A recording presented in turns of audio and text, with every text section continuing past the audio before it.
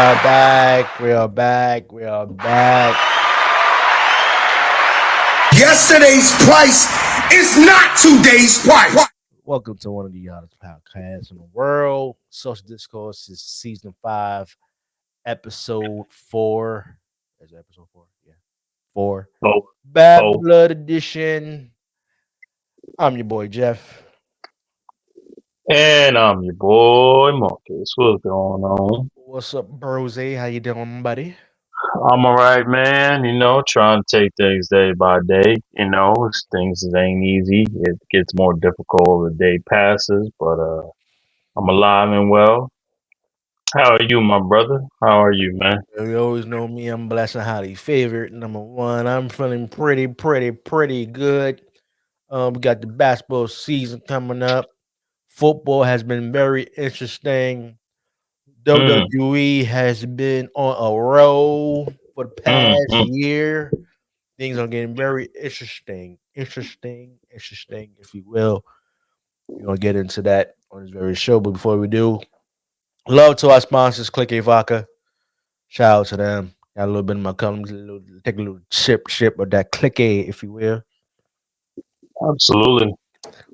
And before we even start off, man, want to give our condolences to people for going through Hurricane Helene. Want to give our condolences to people that are on the way out, God willing, from Hurricane Milton. Unfortunately, on their way, we want to show some love for them. This episode's for y'all. We want to give y'all some love. You know what I'm saying? Hope Yeah, y'all alive and well. Hope y'all houses, God willing, be intact and maintained. God willing. That's one thing about Florida. Unfortunately, as beautiful as it is, those are the negatives of being in Florida. So it's absolutely. Shout out to my family down in Florida, West Palm Beach area. Shout out to all my professors, if you will, classmates at Full Mhm, Sail University. Shout out to them. I hope you're safe and sound. I know assignments got pushed back a little bit because of the hurricane, but we mhm. a couple of weeks away from graduation. Finally got a graduation. Yesterday's price is not today's price. November 1st, graduated from Full Sail University, Hey bachelor's man, degree. proud of you, my boy. Sport Proud of you, media man. marketing. Appreciate it. Proud of Appreciate you, it, man. bro. Shout out to all the professors of Full Sail University. From, I from just got one request though. Yes, sir. When you make it big, Mhm. pause. Pause. That was great. Mhm. Mhm. Ah! Mhm. When you have succeeded Mhm. even better in the world on what you want to do, I just have a request. Please don't forget your boy. Of Don't course not. forget. Don't forget your boy. I'm trying to build an empire, if you will. Hey man, just don't forget your boy, bro. That's I all I'm got, asking. Don't forget got your you. boy. I got you. As long as you're going there to being a Nick fan, No, no, no, no. See, see, you'll be see, fine. You'll be fine. see. See, this is why you need therapy. You Uh, can't help I don't yourself. need We therapy. haven't we haven't started yet. We haven't This is started. this You is already my started. therapy. This is my No, therapy. this is not your therapy. This Yes, is it is. not you need help. You I need don't help. need my. You I need don't. a real licensed therapist to talk about your issues when it comes to my niggas. I You get. can't help it. I get on my nerves. It's sick. It sickens you already. It's only preseason. It's Uh, only preseason. It sickens you that uh-huh. you have people all around you Yes. and it bothers you. You have Yes. family. Uh-huh. Your daddy is a Knicks fan. Uh-huh. Your best man is a Knicks fan. You Yes. have coworkers that you have to go to work and see and look at their mugs every single day, and they Yes. are Knicks fans, and it drives you insane. Yes, it does. You know why? Because you get on my damn nerves. Okay. Because you got all these damn Nick fans talking to me on my phone, texting me, sending me emails, calling me, bothering me, especially with that damn trade getting caught into the town. And all of a sudden, Yes, sir. Yes, see, sir. see, see, see, Yes, see, sir. you Yes, Nick sir. fans ain't slick. You're not Man, what you slick. mean? What do you You're not mean? What you slick mean? because What you mean? every time I have a basketball conversation, especially with Nick fans, right, and we're just talking basketball, we're talking playoffs, and Carl Anthony Towns come in the conversation, and Every single Nick fan who gave their opinion on Karl Anthony Towns when he was in Minnesota, going to the playoffs, each and every one of y'all have pointed out how Karl Anthony Towns shows up when he wants to, and then he doesn't show up in big games. He's nowhere to be found. Now all of a sudden, the Knicks make a trade to get Karl Anthony Towns. Now all that we're not doing. Everybody got amnesia now.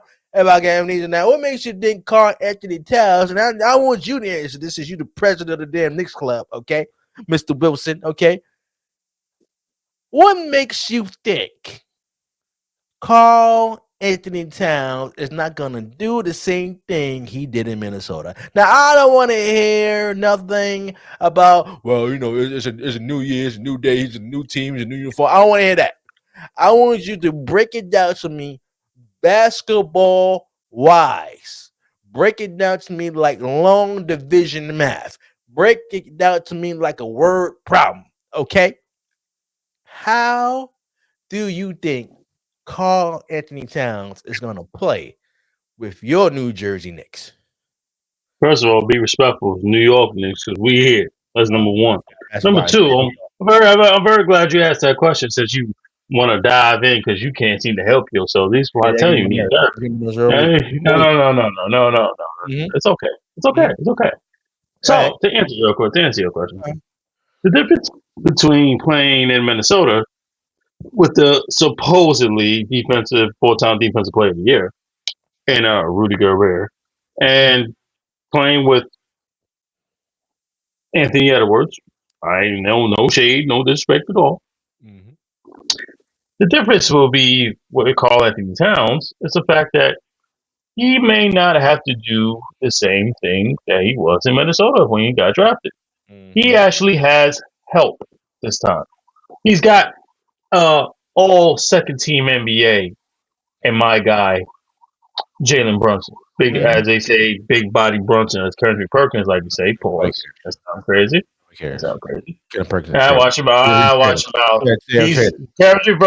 Kendrick Perkins is valid in New York I City. could terminate Anytime, anytime he want to pull up, he valid. He good. Okay. You see, you can hate. That must You have not from. You should be banned from New York. Yeah, I no, just thought about. You should be banned. no, All the disrespect. all the damn New You should York be Yankees should banned. be banned from New York. Y'all should go to You New should. Jersey and play No, in for that what? park called No, MetLife no, Stadium. no, Hold no, it, no, hold it. no, no, Yankees, you embarrassed no, the Bronx for the no, last 20 years. no, Okay, no. then the Mets is finally winning. Thank God, God answered my prayers on that one. Okay, you got the New Jersey Jets and the Giants. Okay, already playing in New Jersey. They should be called the damn New York Giants or New York Jets. They should be called New Jersey Giants and New Jersey Jets. That's what they should be called. And the Knicks should move from Madison Garden, okay, and move themselves across the bridge to New Jersey because the way they be sticking up the joint. Okay, I don't want to hear it. Now, answer the question.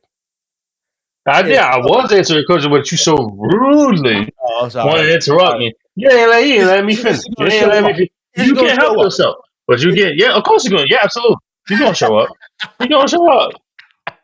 He's going to show up because if you remember, believe it or not, Carl Anthony Towns Get is, the is fuck out of here! What fucking warming up? Get out of here!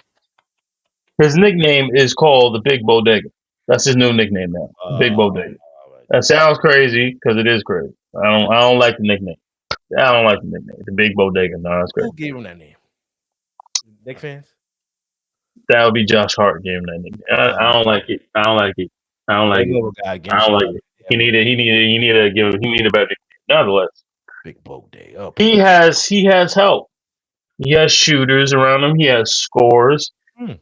He has Mitchell. The only problem that he probably will have is Mitchell Robinson. Okay, Mm-hmm. playing with Mitchell Robinson because of the fact that Mitchell Robinson's game is very similar to Rudy Gobert's, Mm-hmm. except the fact that Mitchell Robinson gets the foul trouble. Mm-hmm. So he had to play more center. He's gonna play half the season more center anyway, unless we can get another trade piece or trade Mitchell Robinson. We still have first round picks, but Oh, how many you have this left? has 20. I mean, as much as you kept asking, you kept And saying I Sorry. mean, when y'all gonna give up your picks? When you gonna give up your picks? You the same one that said it. Now we giving them the picks. Now you got a problem that we There's gave not up so that many gave up picks. for Cardi Now three what's the times. question? How many What's the first problem? round picks you gave for Cardi 3 times? How many? I think it was two or three. Two or three. Two or Okay, you three. still got a little what 15 more. We gotta get rid of them at some point, right? You gotta get rid of them at some point. Probably. That's y'all the Look, most we stingy missed out. We done official. missed out on Zion. We done missed out on KD, Kyrie. We done missed out on Giannis. We Y'all done didn't miss missed out on. y'all We didn't done miss missed out out on trying to get Steph. You sir. know what I'm saying? We done missed Sir, out on fake everybody. news, But we fake are here. news, fake news. You did What? What not was fake news? you did not miss out on KD and Kyrie Irving. You had a chance Oh, to get Kyrie and Kyrie Irving. Oh, what oh. did your owner says? We ain't paying him because he hurt. I would pay KD. It's not even a conversation. I would pay KD. Hmm. Okay, Typical Nick. that's just the idiotic owner himself. Okay, but he has. That's your owner. Thank God. Thank God he has stayed out the way. He Mhm, has stayed out the way. mhm. Thank God he has stayed out the way. Nonetheless, to answer your question, the man has actually had some help. When the time will come, Uh, Carl Anthony Towns will step up and shit. Because there's not a lot of fours slash fives that can deal with Carl Anthony Towns. Jason Tatum, I don't think so. As good as he is, and the cover boy for NBA 2K25, he's only what 6'7", 6'8". He's not going to be able to deal with a taller Carl Anthony Towns. No, he can't do that. Next, I mean Joel Embiid, right? Okay, yeah, yeah, yeah. Joel Embiid, can he remain healthy? That's all I gotta say. That's all I gotta say. Yes, he had 35 and 11 Mhm. with 1 foot, Yeah, with one one foot. leg. Imagine Okay. you have both.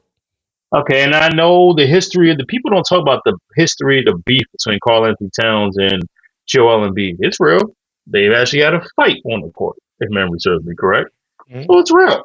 I have There's no a big problem with it. It's cool. It's cool. It's cool. It's all good. It's on site. It's on site. Miles Turner, no. Jared Allen can't really do anything outside 9 to 10 feet. You know what I'm saying? He only got a little baby hook. That's all. Who else is there? Bam Adebayo. I'll give you that one. Bam Adebayo is a problem. mhm. I'll give you that. Mhm. Bam is a problem. I'll give you that. But in terms of anybody else, absolutely not. Carl Anthony Towns is 20 and 10. 20 and 10. Uh-huh. So at the end of the day, my Knicks will be in the NBA Finals this year. That's right, I said it. NBA Finals. I'm not talking about preseason. See, there you go. You gonna press the button already? You Get can't. the fuck out of here! What fucking warming up? Get out of here! Stop. Stop See, it. I ain't stopping nothing. Stop You it. can't see that. Why can't I have confidence in my team? Why Because it's can't? not Why gonna won't happen, you? sir. No. Here's a better question. Here's a better. Why won't you let me have confidence in my team? You That's a have better question. confidence all you want. You won't let. No, you have. It's You not won't let confidence. every time. It's not Every confidence. time I voice my opinions and I express my love for my orange and blue, you press that stinking button. Not You, confidence, sir. It's called it's not. It delusion. is confidence. It's I'm confident delusional. my team. I'm confident my team will have a Delusional. top. It's not delusional. I'm confident my team will have a top three seed and have one of the best three records in the That's NBA, not what not you just the said. East. That's not what you That's said. what I That's said. not what We're going to the NBA Finals. That's what I said. I know what I they said. going to the NBA Finals. You That's damn right. What's the problem? delusional. That's not delusional. It's That's not delusional. delusional. That's not delusional. When Sir, everybody went down last year, we would have the same roster with the exception of Randall DiVincenzo. Well, Randall was already hurt anyway, and we had DiVincenzo. It hurts the fact to admit that yes, I'm going to miss DiVincenzo. Absolutely, sir. absolutely. But we picked up more guards. We picked up more shooting for a reason, just in case. I know you got Unfortunately, the we had money. to give up somebody to get somebody. You We have may no. not be done yet. We may not be done yet. So how you if you know you're not done yet? How can you make a prediction you're going to the NBA Finals? That's Because ridiculous. it's not It's delusional. ridiculous because if you Delusional, sir. believe Delusional. like the way You only I believe, believe. and you wind up coming up short. That's the problem, you Knicks fans. See, y'all just want to just blow over that, sir. No, okay, you cannot make a prediction for the NBA Finals when it's the damn preseason. Okay, and you say, "Our roster probably not full yet. We're probably gonna make some more moves." So how can you make a prediction? How? How? Because I will tell you, since you want to be all so nosy like the hater that you are, Nosy. we I'm not worried about preseason. The only time we worry about preseason is somebody get hurt. That's the only time. Because injuries are going to happen. We had a whole squad that was injured. OG Ananobi went down. Josh Hart went down. Brunson went down. The only person we had at the end of that game was Dante DiVincenzo and a couple other players. Mm-hmm. That's all we had. So You to know the knock that out, the way, mm-hmm. we got more players. We got more scoring. We got more. We got better two-way players that can play the 2, the 3, the 4. And if you want to play some small ball, we can play a little bit of 5. That's fine. That's what we need. And all we need is our coach to finally, instead of putting in 9 or 8 or 7-man rotation and have everybody playing 57 minutes a game, Mm-hmm. you can expand that rotation for the first time in your illustrious head coaching career and expand it to 10 or 11 players because you have a good roster now. It's not just Carl Anthony Towns and Jalen Brunson. You have OG Ananobi, $225 million man. You have Mikal Bridges. Yes, we're not worried. We will worry about Mitchell Robinson down the road. You know, so we were worried that is a flaw. Absolutely. A center position that does not need to do much is a flaw right now. I agree. I'll give you that. That's Mm-hmm. flaw. Mm-hmm. But nonetheless, we're gonna be all right. We got Cat. You We're sure? gonna be all right. Then we got Landry Shaman coming off the bench. We got Deuce McBride coming off the bench. Congratulations. We got Campaign coming off the bench. Congratulations. We got some dogs coming off the bench. You know what I'm saying? Don't disrespect the team. Trying to let you know we gonna be all right. You're delusional. I'm delusional. You're Don't delusional. ask the don't ask the question then. Since if you think I'm be don't ask the I'm freaking just question. being your reality check, sir. No. I'm being You your ask the reality check. question You and brought I give you the you did, answer, you did, and and you I'm tell me responding. I need a reality check. No, Yes. you need a reality check. I would need a reality check. For what? Yeah, no. You need a reality check and face the facts that For we what? coming this year. We gonna be here this year. You said that last We year. gonna be here. You said that last year. We gonna come in You said your that last house. We gonna come inside your house. year. Mhm. Pause. We gonna bring our foot on the coffee table with dirt and grass and all that. Put our feet on your coffee table and tell you that we here and we gonna run this house. You said that That's last what we year. gonna do. You said that last year. No. No, I don't care about last year. That was Oh, last year. oh, so You're last year. not worried about last year. That was last year. So We don't care. We ain't worried about Indiana. oh, Indiana ain't like that no more. so what ended your playoff run last year? You think that's not going to happen this year? Absolutely not. Absolutely Oh, not. We you here. just beg We to here. believe Here. something is going to happen when it comes to See, the New see, York we're Knicks. supposed to It's gonna spread happen. It's positivity gonna on happen. on the show, but you like spreading negativity. You want to be negative, right? You like Mr. Negative. No, That's what you want to be. giving you facts, sir. No, I don't want to hear about no facts. No, it's not Facts. facts. That's not In facts. the It's not facts. history, when it comes to the New York Knicks, something is going to happen. Okay, they're gonna make you think that you're gonna ride all the way up to the NBA Finals, and you're gonna get bumped either in the first, second round, like you've been doing the last couple of years, because something gonna happen. Some players gonna get hurt. Carton Towns is not gonna show up for the Knicks like I think he is. He's not gonna show up for the Knicks. He's gonna play the same way he was in Minnesota. Okay, you don't have a backup center. Okay, all right. You have Mr. Chu, which is rather a power forward, by the way. Mitchell Robinson can't stay healthy. Man, get hurt just getting out the damn bed. Okay, and number three, you got Jericho Sims, who can't even dunk the damn ball right in a slam dunk. Oh But you my gonna trust God, him to play center? that's all you You gonna got. trust him to That's play all you center? got. Is You some gonna trust him past to play stuff. center? Oh, please. And then you're NBA Finals, sir. not going to the Well, NBA. I believe that this is the year my Knicks we going all the way, but we going to the final. And God help, God, I'm telling you, I'm They're praying not beating that Boston. my team wins the NBA championship. Oh, You said that last you, year. you, You no, said no, that no, last no, year. no. This is a new year, new season. I don't. Oh, Last year's last year. I okay. am talking and referring to this season. If we win a championship, what are you going to do with You yourself? said What are that you going to last do? year, though. No. That's Same not thing. the question I asked you. Answer the Yeah, repeat the question. same thing because of the New York. Ask the question, please. What are you going to do What? if When we we win the NBA final?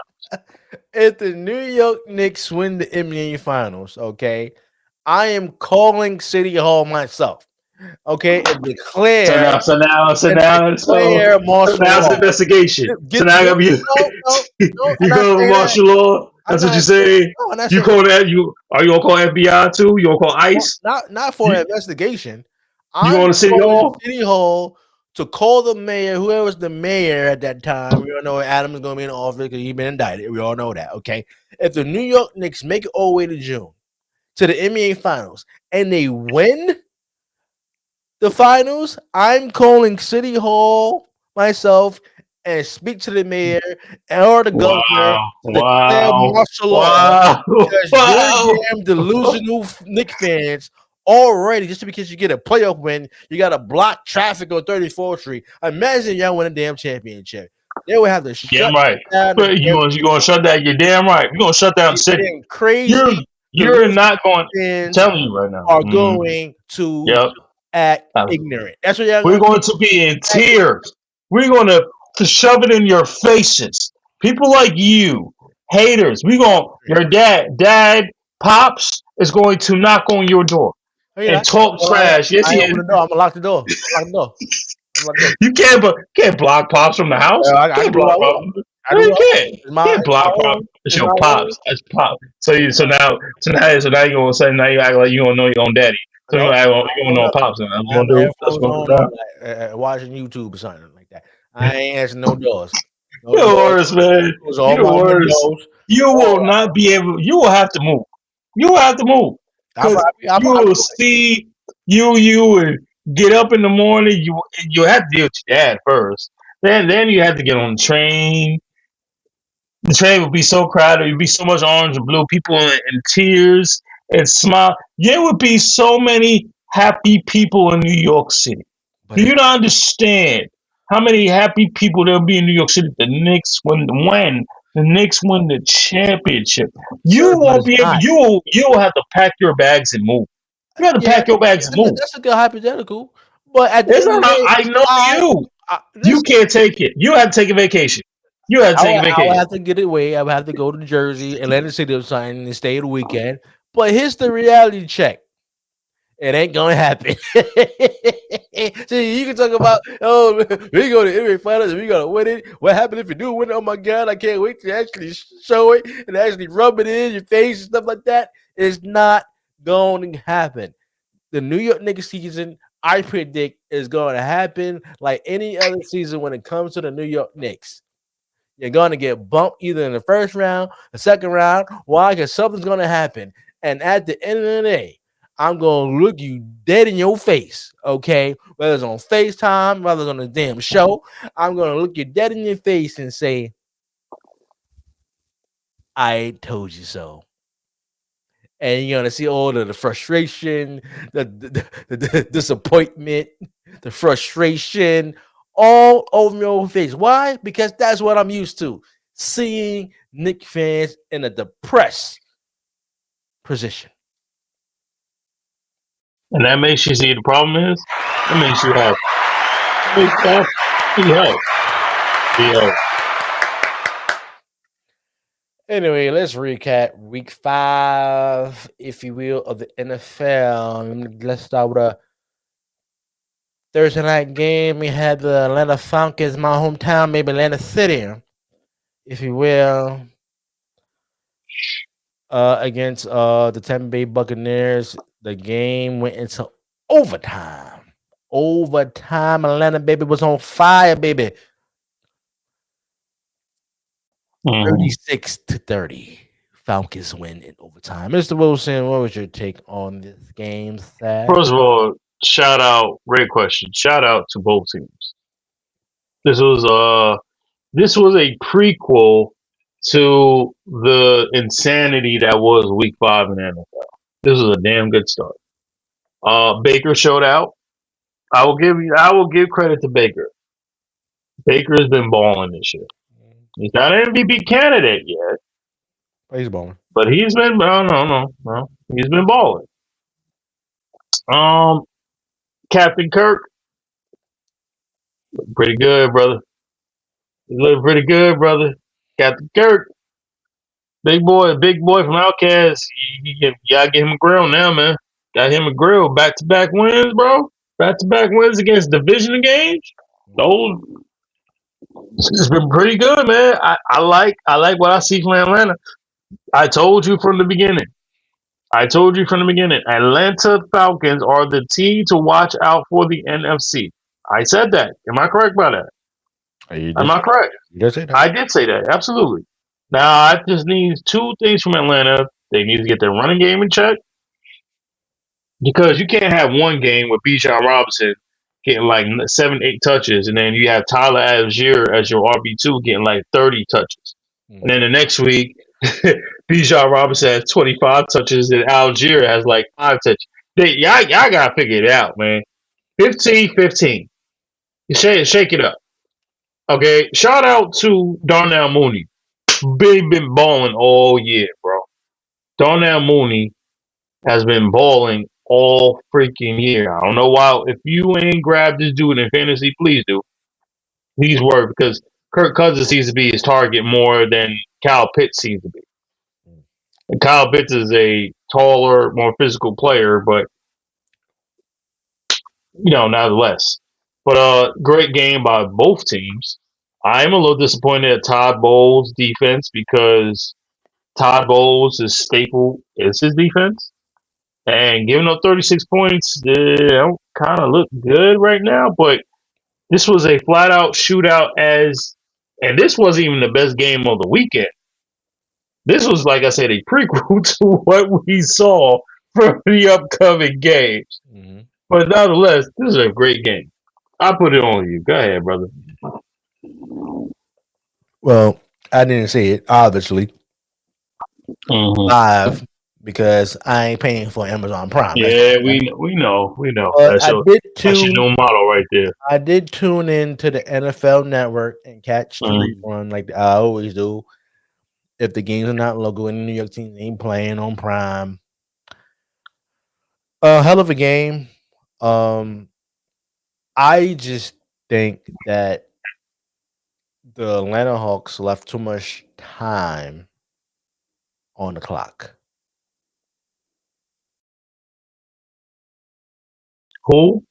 I mean, the Atlanta. What's their name? Oh, excuse me. The Tampa Bay Buccaneers. My bad. They left when they had the lead. They left too much time for Kirk Cousins to actually tie the damn football game. They left too much time, and that was a coaching mistake by the coaching staff when it came to Tampa Bay. Okay, that's number one. Giving up 36 points, yes, it's not typical top balls, but anything can happen coming on short rest from the previous week. You're a little fatigued. And it's overtime game. I mean, come on. Ain't no Gatorade in the world. Stay energized like that. Especially in a high paced game like that. Kirk Cousins has been balling, even though they stole 3-2. He's putting up good numbers. They are a dangerous team, a black horse, as we might call it, in the NFC. I agree with you on that one. When it comes to the Tampa Bay Buccaneers, short rest, playing in a division, got a little fatigue at the end, especially overtime. First one scores, first one wins. I'm not worried about Tampa Bay. I believe Tampa Bay Buccaneers is going to make the playoffs. I think Baker Mayfield is going to be a top 5 MVP candidate. He's balling, but they just have to figure certain things out. Irving, can you stop fumbling the damn football? I mean, can you stop? And top balls, why are you not giving the ball to White? Why are you giving it to Irving? Come on. You gotta give Rasheed White the ball, not Irving. He is having too He's a much rookie, am I correct, right? Yeah, He's a rookie, right? yes, and you can't have a rookie in key moments in a game fumbling the damn football. Give that to Rashad White, whatever his damn name is. Ricard Wright. Rashad Ricard White. So I'm not worried about the Tampa Bay Buccaneers either winning the division or being a wild card. And also have Atlanta maybe win the division, but also being a wild card and being a sleeping team when it comes to the playoffs. Next game, the New Jersey Jets loses to Sam Darnold and the Minnesota Vikings. Mr. Wilson, what's your take on this game? Um, should I start? How should I start this? Should I start with the game or what happened a couple of days later after the game? Remember, we'll start with the game first. So, I only watched half of it because I did fall asleep. Because I mean, it's hard to get up at 9:30 on a Sunday. You know, when you don't have plans to go to church. Um, Aaron Rodgers has not been good thus far this season. That's very hard for me to say because They had the the year. bad man. It's huh? I mean, you come off a year by being hurt, so Yeah, I get that, has to but be it's not the acknowledged. first. But it's not the first time. It being acknowledged, but it's not the first time. And the fact that he's struggling, the throws are not the problem. The inconsistency to me is the problem. Like he has some throws, like the first interception. Okay, I can kind of see that, right? The second one he threw was no receiver, nowhere even close to him, none whatsoever. If you watch the replay on the second pick he threw, whoever he threw it to, no one was in 5 yards near him. That was a horrible throw. I don't know who he or what he saw. The third one,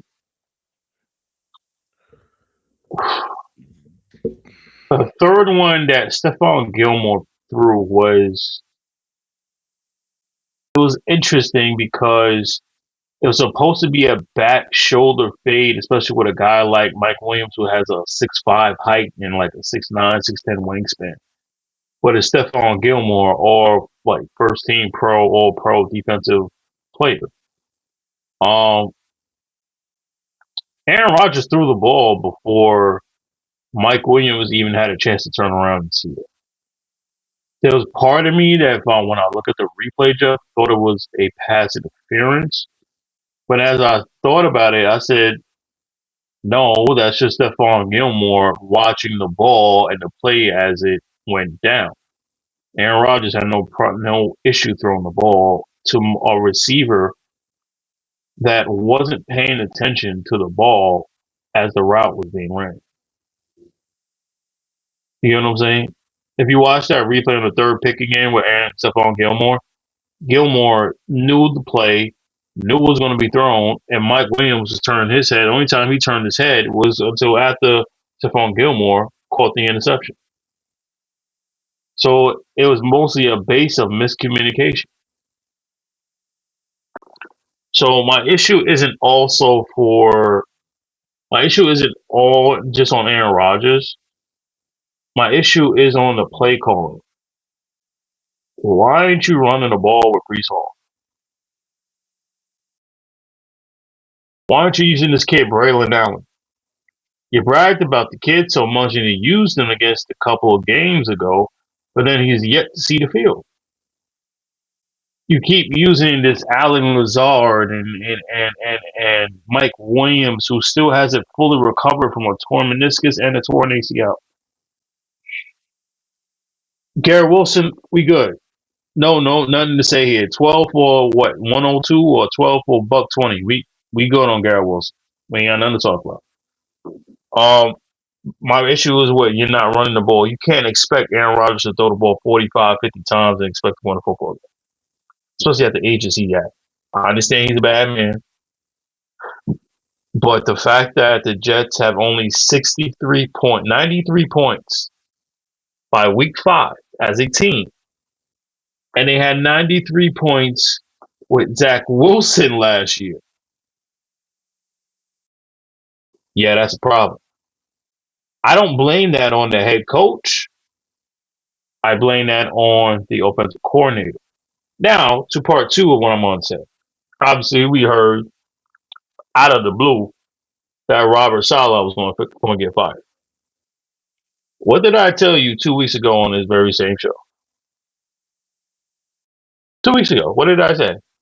If they didn't improve, they was going to fire the head coach.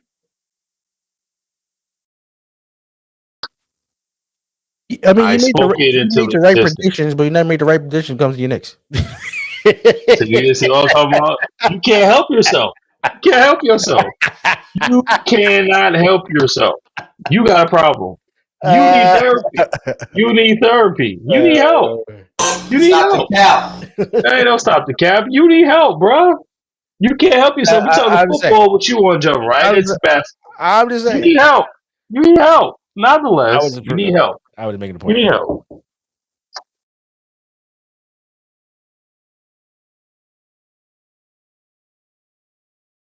I'm just saying. I mean, your Knicks is you never made the right decision. Come to your Knicks. Everything You're horrible. Nonetheless, you're horrible. On point, but when it comes to your Knicks, you're horrible. No, I'm not. Nonetheless, as I was saying, you're such a hater. You're such a hater. Nonetheless, the dude, you're such a hater, bro. It's not even funny. But I have no choice but to laugh because it's you. But nonetheless, you're a hater, and I saw it coming because this was coming like 2.5, 3 years ago. So the problem I also have with the Jets as an organization is, at one point you got the quarterback Aaron Rodgers. It seems like he sold Robert Saleh down the river. This wasn't an issue due to, remember when he threw a touchdown and then Robert Saleh, he didn't want to give him a hug and all that, a pound during the middle of a game. No, this is before that. This is going back to a training camp. Where Aaron Rodgers up in Egypt doing whatever the hell he wants to. I'm Aaron Rodgers. I can do this, I can do that, I can do this, do that. Bro, Robert Saleh was like, everybody should be in training camp, even if you are Aaron Rodgers. He didn't say that, but that's close to it. They've had issues when.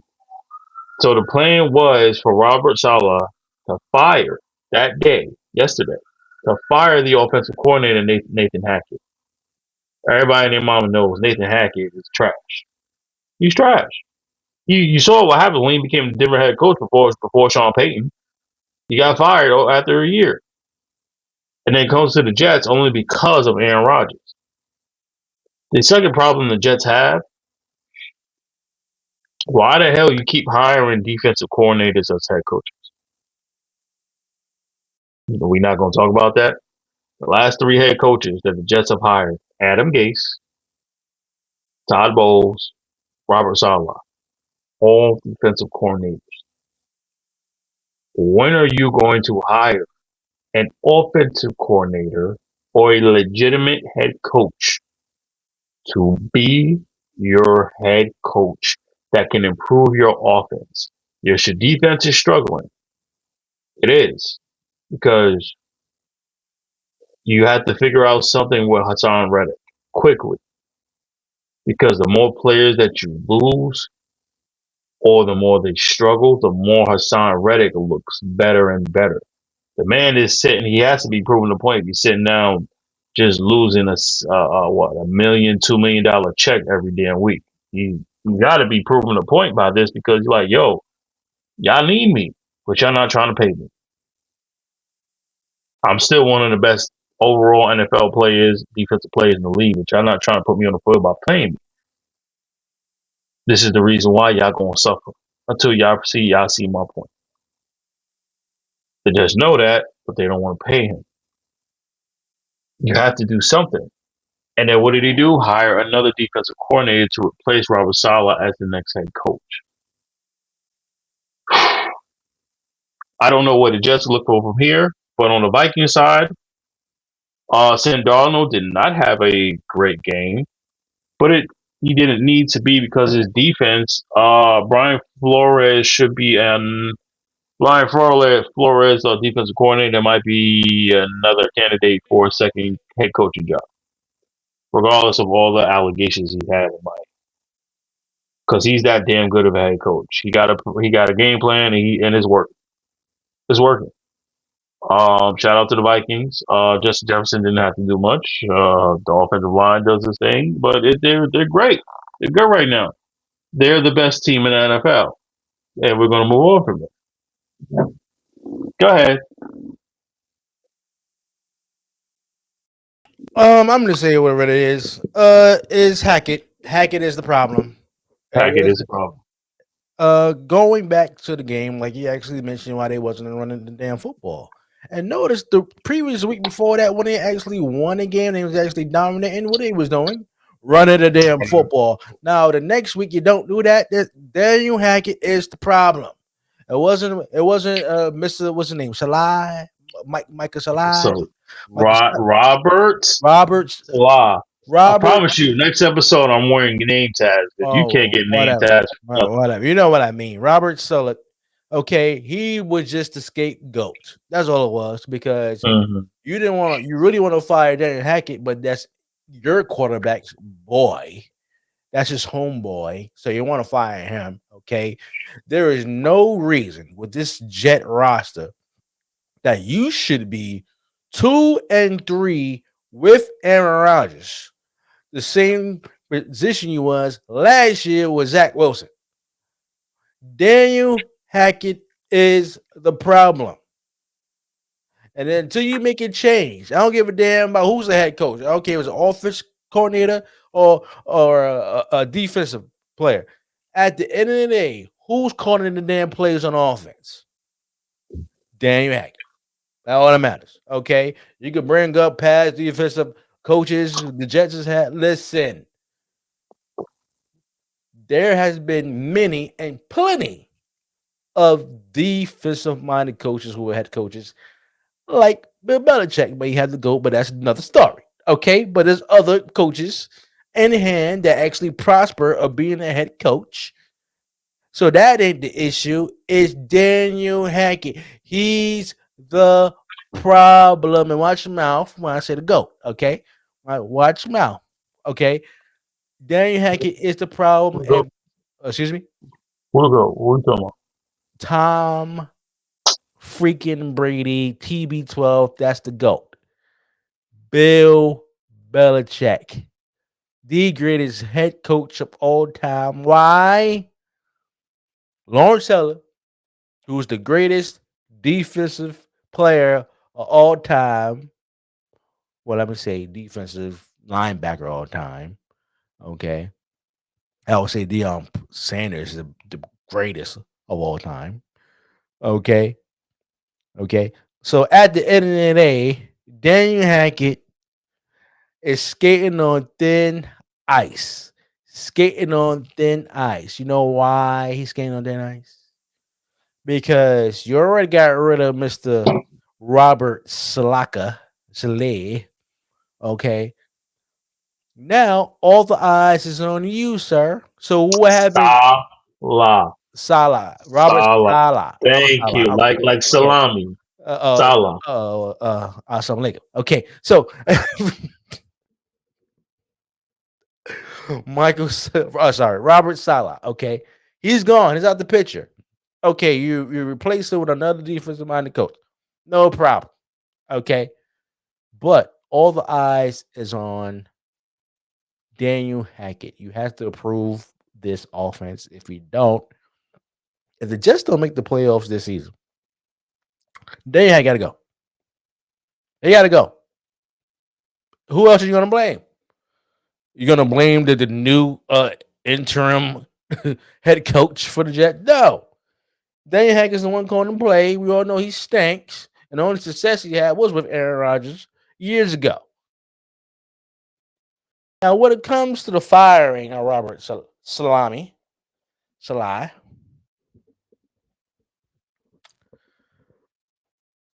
very, very, very disappointing. I believe he's going to get another head coaching job by next season. He already proves himself as an elite coach. with the 49ers. I wouldn't be surprised if the San Francisco 49ers doesn't call that man to come back. I was just about to say that. I was just about to say that. Come Already on home. knows the Come system. on home. Come People on about home. defense. Defense has been a little shaky, baby. A Mm-hmm. little Come on home. lately. So why not call Robert Salah back? Hey, come on home. Let's get this defense under control of being back to a top 5 defense in the league. And whatever happens in the offseason, you get a new job, get a new job. But I wouldn't mind bringing him back to San Francisco 49ers. All right, moving on. Oh, shout out to Sam Darnold as well. Oh, really? Oh, Shot really? taking off that You, damn rush. no, you want to give Sandarnold some love? Yeah, You of all people? absolutely. Absolutely. Oh my God! The same gentleman has been sitting here to my left. That is, he's like, oh, he don't even deserve to play in the NFL. He deserves to play in the Canadian Football League. He don't even. You're the same one that Hey, said it. Now hey, you want to give us some I'm talking love. about, I'm So, talking so about, I'm are talking about, you? I'm talking Are about Sam you? now. Are no, no. Here's a better. Are we reneging on Sam Darnold right now? Sam Darnold is balling right now. That's not what Let me I ask asked you a you. question. Can I That's answer not the what question? I asked you. Sam Donald is balling right now, and the reason why he's balling, he's doing like every other player who's been drafted or been a part of a New York team is actually See, there we go. That's your reason. thriving in life. Leave that That's man your around. reason. Applause. We got him. That's your reason. See, it's personal. Sam Donald got him. He shook off that damn disgusting delusional rust he had being a part of the New York Jets, who treated that man bad. Threw him in a damn fire. We ain't got drafted. Knew he wasn't gonna be successful. Didn't have any key pieces around him to be successful. But Sam Donald is getting a second chance at life, and he's proving himself that why he was chosen as a first round draft pick. And number two, life is better after leaving New York. Give that man a round of applause real quick. We got Horrible. all You're right, this horrible, man. game. You're horrible, man. I'm telling you. The Chicago Bears now 3-2, if you will, defeated the Carolina Panthers 36-10. Mr. Wilson, what's your take on this game? I predicted them win like this. No, I very much did. Um, Chicago did what was needed to be done. Chicago's defense is better than advertised. We Mm-hmm. haven't talked about their defense before, but we should. Interceptions. They're catching interceptions. They're getting to the ball. They're catching fumbles. They're doing what is needed to be done. Shout out to Chicago's defense. Caleb Williams actually looked like a number 1 overall pick. Couple of nice touchdowns, and obviously DJ Moore took this game extremely personal as he should. For Carolina, everybody keeps saying that Carolina is the worst team in the NFL. I don't think they are right now. There's another team that I truly believe is the war that has surpassed Carolina as the worst team in the NFL. I will get to that team Mm-hmm. on this episode. I promise you I will. Because I think they're the worst team in the NFL. But Mm-hmm.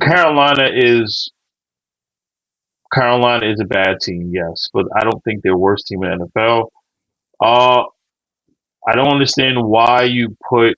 I don't know why you put Bryce Young in the game. I understand it was a blowout. You're putting Bryce Young back in the game at like the fourth quarter to get him some reps with a bad offensive line. That didn't make sense to me.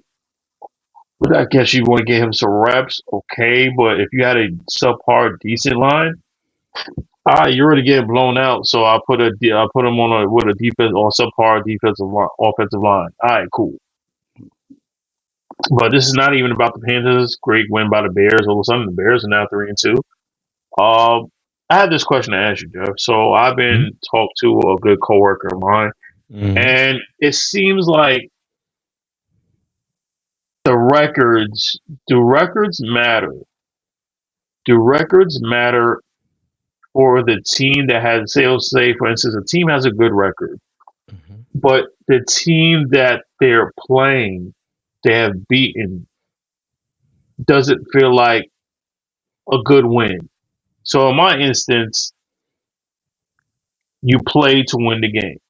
Herman Edwards said it best, right? Mm-hmm. You beat who was in front of you, correct? Correct. Why do people have a problem with, why do fans, or I won't say experts because we're not experts. Why do people and fans have a problem with teams with good records who have played struggling or mediocre teams? And when then all of a sudden when they play a good team, they struggle with that team, and then they say, "Oh, they're not that good." But at the end of the day, Jeff, it's like you beat who's in front of you. Mm-hmm. Because I guarantee you, if it were the opposite way, let's say, for instance, Kansas City, they lose to Carolina out of nowhere.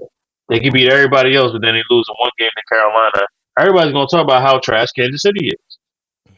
Oh, they not as good as we thought they were because they lost to that team. But then if you beat them by 30, 40 points, oh, Carolina is trash anyway. It's a tainted win. Where are we at with this? Where are we at with this? Well, by week basis, um, the coaching staff have to come up with a game plan. Right. So whatever game plan they might come up for a team that's actually a contender, it might not work out as well. But with a struggling team, I mean, you could write up anything or even go off the fly of anything in the playbook and actually win, especially against Carolina. So for me, it's all about the game plan that the coaching staff have in plan, and also the players going out there to execute that game plan. And plus, like I say every week, anything can happen on any given Sunday. Some things might go your way, some things won't. That's my answer to the question. Okay. I understand. When it comes to the Bears, I didn't actually watch this game, but I did see the highlights. The Bears look very interesting when a good plan comes together, but also it's the Carolina Panthers. And See, right there, you just proved my point. It's the Carolina Panthers. yeah, You beat who you're supposed to be in front of. If they're a bad team, okay, what would have happened if the Bears lost to the Carolina Panthers? it would be a bad look on the Chicago Bears. I You mean, beat who was in front of you. yeah, We know Carolina's bad. what I'm saying, Yeah, they have scored more points. They have improved their offense as of recent. Yes, but they're still a bad team. But at the end of the day, you have to play who's in front of your schedule. I'm gonna give you a good example. You God. know teams that are in the play-in, it could be a wild card game, something like that, and they might need a certain team. It could be a bad team to actually win a game for another team to get in the playoffs. Mm-hmm. If you ever watch these games, you know how hard pause the team that's not going to make the playoffs play against a team who's trying to make the playoffs. They're trying to spoil things. So you have certain situations like that you might have. Let's say the Carolina Panthers is not making the playoffs, but Chicago is actually can make a wild card if they win this game, right? But if the Carolina Panthers are trying to spoil that, they're gonna play. They're gonna leave everything on the field to actually destroy those plans for Chicago Bears making the playoffs. There are certain situations like that where you can have worse teams playing at their best, trying to be spoilers and stuff like that. But for a, a regular season game like this, when you know you're really not that talented, and this doesn't really do anything for the Carolina Panthers. We all know they're gonna stink. We all know they're gonna be a top five team to pick in the draft. We all know that. So it really doesn't drive them to actually go out and beat the Chicago Bears. But I guarantee if it was week 17 and all the Bears had to do is win against the Carolina Panthers, the game that we saw this week would not be the same game we would see in week 17. Okay. Uh, for me, shout out to the Bears. They did what they were supposed to do. Carolina Panthers to stink, and they're gonna stink until they get their life together. It's going to be a long time for that one. Yeah, you never know. Next game we got the Baltimore Ravens at Cincinnati. Um, the Ravens won 41-38. Mr. Wilson, what are your thoughts on this game? You want to talk about a shootout, my boy? You want to talk about a shootout, my boy? This was a flat out shootout. Shout out to both quarterbacks. I mean, Joe Burrow, even with the losing effort for the last couple of games, he's been balling, bro. He's been balling. He has been balling. I hate the fact that all this media, they're blaming Joe Burrow on the losses. Mhm. The hell are y'all talking about? The Bengals offensively have put up over 30 points the last 3 weeks. It's that damn defense is the problem. They can't stop a nosebleed. Me and you could be on the field right now. We could get some buckets on. We can drop some TDs on that Bengals defense. That's how bad they are right now. They are trash. That's a fact. You can't blame it on the quarterback when he's balling, throwing over 300-400 yards and had 3-4 touchdowns. Now I will admit, the one interception he threw to Marlon Humphrey on that little 5-yard slant had no business throwing it in overtime. That's a No bad business. That was a bad one. No, other than that one play, the man's been balling the last 2 to 3 weeks. You can't expect the man to play offense and defense. one. Mhm. He's not Travis Hunter. He's not the NBA. He's not a two-way player. You see Jamar Chase, he's balling now. Oh, don't smile when I said Jamar. Hey, I agree with you, but don't go too I, far. Like you did in the past, don't go too far. I I want just the man said to be he's on the balling. field. I I'm want just the man saying to he's be on the balling. I'm field. just saying he's balling. I get He's that, but balling. because sometimes you go too far. I want to see But the what man did on I the say? field. What did I say that Oh, was too he's going to far? beat Jerry Rice all-time receiving yards record. Oh, please! And as soon as you said that, the man was out for the whole damn season. Look, he just had a boo boo. Okay, he just had a boo Yeah, boo. yeah, That's yeah. all. And you're the reason why, sir. Can't blame me for everything now. I told you to watch him out, but you said no, no. I believe Jamar Chase is going to beat Jerry Rice receiving yards record. And then as soon as you said that, the next week, this man was out for the rest of the year. Okay. Nonetheless, Mm-hmm. Baltimore was balling. Mm-hmm. Lamar Jackson is balling. They waited for Derrick Henry to get going, and it just needed one drive, and he got going.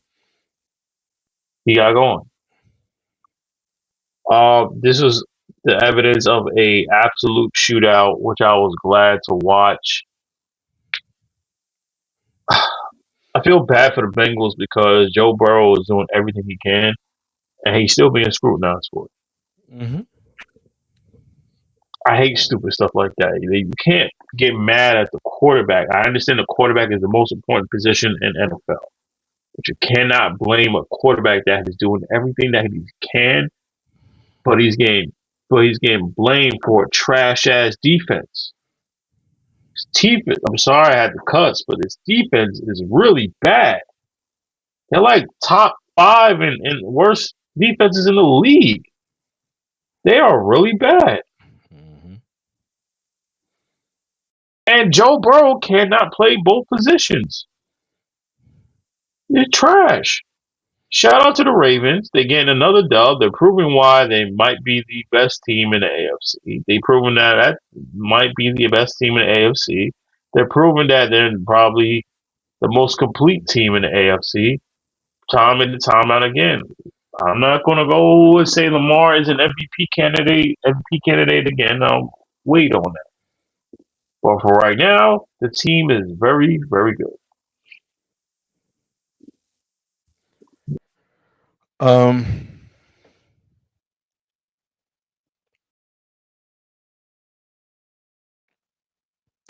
Let me just say this about the Baltimore Ravens. I don't know. I mean, it was a good game, but I feel like I need to see more from the Baltimore Ravens to actually start believing in them that they could go anywhere. And the buck stops with Lamar Jackson. Okay. The only issue I have said plenty of times on this podcast is that Lamar Jackson is not an accurate thrower. I mean, did you see some of these passes? Did you see some of these passes? This man only is relevant of actually throwing short passes. Every time this man tries to go pause deep or long, this man is inconsistent. I mean, did you see the pass you threw to Andrews? I mean, my God. I mean, it was 10 yards out, and this man actually was supposed to throw the ball on the right side of the shoulder. The man threw it right behind the left shoulder. I mean, Lamar, for me to start believing in Lamar Jackson, of actually throwing the football, because that's what's going to come down to when it comes to the playoffs. That's what it comes down to. Okay, you can run all the damn football, or you want you and Henry. At the end of the day, there's going to be a key play when it comes to Lamar Jackson, and he has to make a play, throwing the football, gaining a lot of yards, and he actually going to prove us, especially prove me right, of him throwing the damn football long at an accurate state, and that can't happen. He's not accurate with his throws. On short throws, he is. You want to do a little slant around? Yeah, he got you. But would you want to go deep past 10 yards? So like, this man is in over his head, and he's not consistent. Derrick Henry. Yes, you're running the damn football, which is supposed to. You're doing your job, sir. You're doing your job. The Ravens offensive line has been very, very good. Opening up some holes for Derrick Henry. What I want to see more, as I saw in week 1 against my Kansas City Chiefs, is getting the tight end more and more involved, because he's the talent one. He's the one that can actually catch the damn football. Okay, where Lamar Jackson. Whoa, whoa, whoa, whoa. Which tight end are you referring to? I'm not talking about Andrews. I'm talking about the other guy. What's his name? Likely. Mr. Likely. Okay. They need to get him more and more involved in offense. And I believe once they do that, because he actually was, I could admit he was actually torching my team, and actually could have won the game for them, but that damn big toe was on the white line. Thank you kindly for the win. Thank you. Should have been a touchdown. Okay, I want to hear it. Should have been a touchdown. Right now, let's just gather up all these bricks and let's build a shelter for the homeless, so that maybe your mother has a place to live, and your sister too. You just brought it up. Your mother and your sister out of my house immediately. No. Go ahead, thank the refs. Go ahead, thank the refs. No, thank the refs. No, sir. Go ahead, thank the refs. Go ahead. You just said it. Thank the refs. Don't serve me. Thank the refs. Thank the refs. Gee, y'all made me sick, man. It was the replay. It was the replay refs that actually had to make that decision, sir. It wasn't the refs on the field. Okay, so don't even start. Okay, they look at the damn film and they saw that man big toe was on a white line. Man, he's out of bounds. I want to hear it, and y'all gonna start disrespecting my Kansas City Chiefs. Okay, talk about the Chiefs just signed the NFL refs on a contract. Y'all disrespectful. Y'all disrespectful. That's That a ain't point fact. out. That ain't no That's a fact. fact. Man, y'all That's a disrespectful. fact. They need to stop I got hating on my clips. team. I Stop got hating on my clips. team. Oh, I got please. Oh, clips. please. I I debunk got all the clips. clips. I I got debunk proof. all of them. All the I clips got you proof. said, I debunk all of I them. got So proof. you need to stop hating on Kansas City Chiefs. Stop hating on Death Row. Stop hating on Taylor Swift as well. You hating selves. Shout out to Taylor Swift also in the video game as well. If you got Madden 25, she's in a video game. Every time Travis Kelce score a touchdown, I see Taylor Swift in the stands dancing. She's dancing. Shout out to Taylor Swift in Madden 25. Okay. But at the end of the day, Cincinnati Bengals, you cannot blame Joe Burrow because he plays offense. They have to improve on defense. And last time I checked, they don't have anybody on a Cincinnati Bengals defense I'm scared of. Can you name somebody? Can you name somebody I'm actually scared of on the Cincinnati Bengals? Can you name somebody I'm scared of? Trey Who? Hendrickson and Who? Sam Hubbard and Trey Hendrickson. And how they been playing this season so far? Well, hold on. One of them actually got a safety against Derrick Henry. That was very hard to do. That wasn't a question. That was the question. Sir. Are you afraid of? I'm not going to say afraid. There are two good players. Sam Hubbard, who's a captain, Okay. and Trey Hendrickson, one of the best defensive players on their team. Do they bring fear like a Joey Bosa or TJ Watts? No. My point. Nobody's scared of them. Nobody's scared. Is nobody even on the secondary? Nobody's scared of them. Nobody's scared of the Cincinnati Bengals. Just the one dude that be talking trash, Cam Taylor Britt, but then he get roasted every single week. He should have ran his mouth. You just getting roasted every week. I don't know what to tell you, bro. You should open your mouth. You should open your mouth. Go ahead. Cincinnati Bengals on the defense. That just the offense. There's nothing wrong with the offense. Joe Barry has showed up. The rest of the offense has showed up. But the defense needs to improve. You need to make a trade by the deadline and do something to get somebody scary in there. If I was go ahead. But who are you training for to make your defense quote unquote scary? That's one player. One player doesn't make 11. It looks like Devontae Adams wants out. Don't do it. Don't. He wants. No. I know. I'm gonna say it. You asked a question. I'm answering. No. You asked. No. Sir. No. Sir. Think about what you're about to say. Sir. Think about what you're about to say. Stop. No. You said defense. You said defense. I'm quoting of Raiders defensive player. Okay. I'm actually noticing something. Okay. He said this on social media. Okay. Devontae Adams went out of the Oakland Raiders, right? Crosby, whoever his name is, okay, said if Devontae Adams leave, I am leaving with him. I am going out the door. I'm walking out the door with him. Not saying that he's going to be on the same team as Devontae Adams, but he's saying because y'all want to trade Devontae Adams to get rid of him, I want to be out of here too. And it's a perfect opportunity for the Cincinnati Bengals to bring in Crosby, who is scary on the defensive end, to make some plays on the defensive end of the ball. Once Devontae Adams is out of Oakland, if I'm Cincinnati Bengals, I'm calling the Oakland Las Vegas Raiders, whatever damn city in, okay, the Las Vegas Raiders, and asking is Crosby available, okay, and if he is available, okay, what do you want?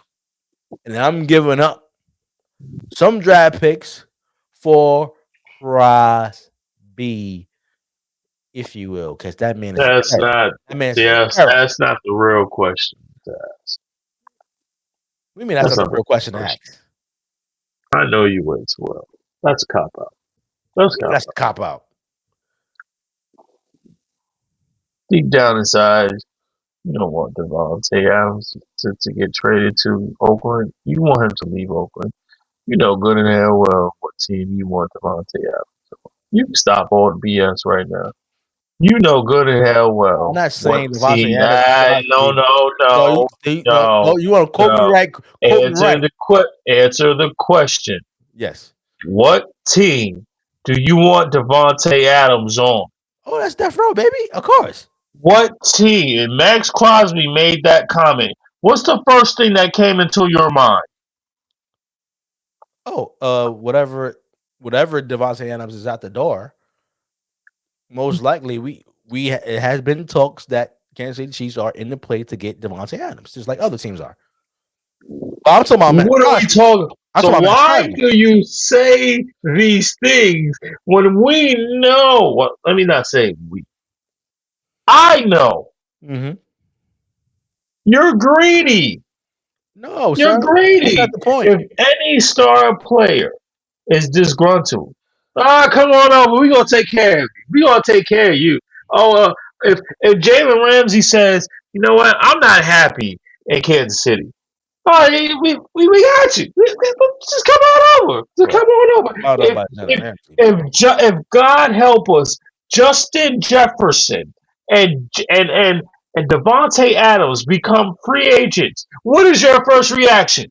If you want to win, come to Death Row. Exactly. That wasn't my point, though. Exactly. That wasn't my point. Exactly. That wasn't my point.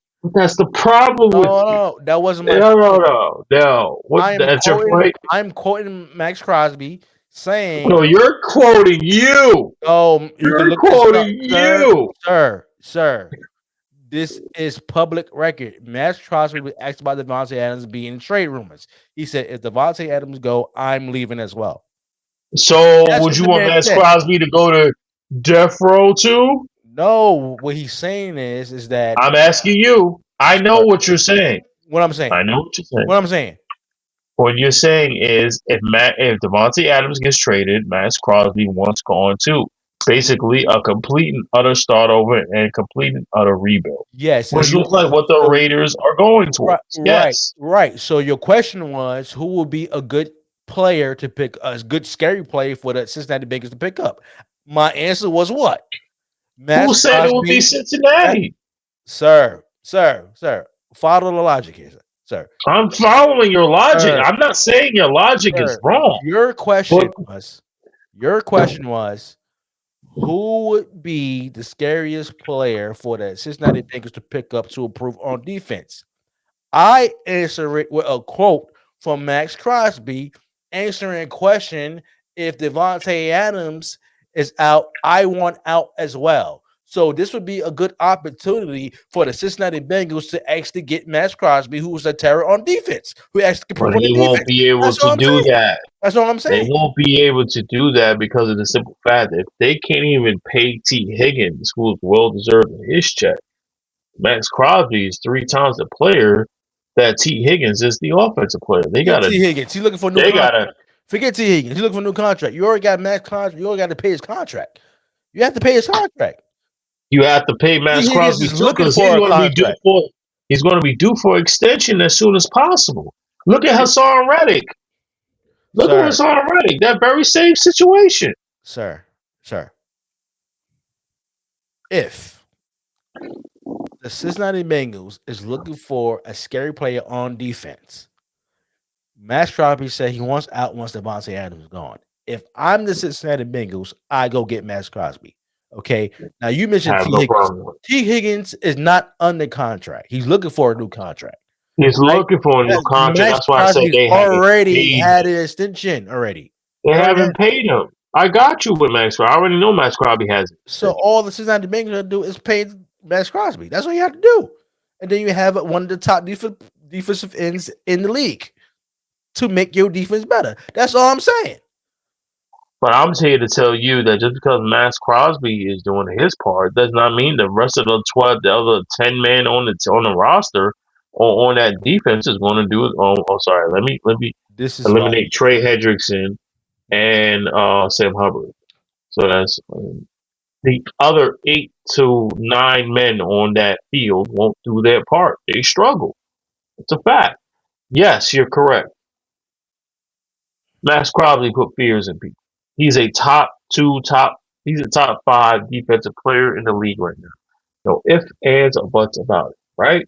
Mhm. top defensive ends in the league. Interior, whatever you want to call They it. can play He multiple is positions that he can on the play front most line. positions. He On the is front line. correct. Mm-hmm. No, if ands or buts about. Right. All right. As good as he is, I just think he would be suited for a better team other than Cincinnati. I don't want him in Kansas City. I'm saying that faithfully. God help us. Please don't make that We happen. don't need him on Kansas City. I know because you'll put him and Chris Jones next to each other, and that's just not fair. I mean, I wouldn't Not fair. mind if he wants to I come. know you wouldn't mind I because wouldn't you're mind, greedy. but Look at you. that's The not reality. smile's about to come on your face. That's You're not reality. greedy. Look at you. Smile. Look at you. Look at you. Sir, Said now. it's about So you want? winning. So how happy would you? How happy would you just said it? You about winning, right? Mm-hmm. If Max Crosby just unexpectedly got traded to the Kansas City Chiefs, mm-hmm. and he's put in position right next to Chris Jones, how happy would you be? I'd be extremely super duper Barney happy. Would you?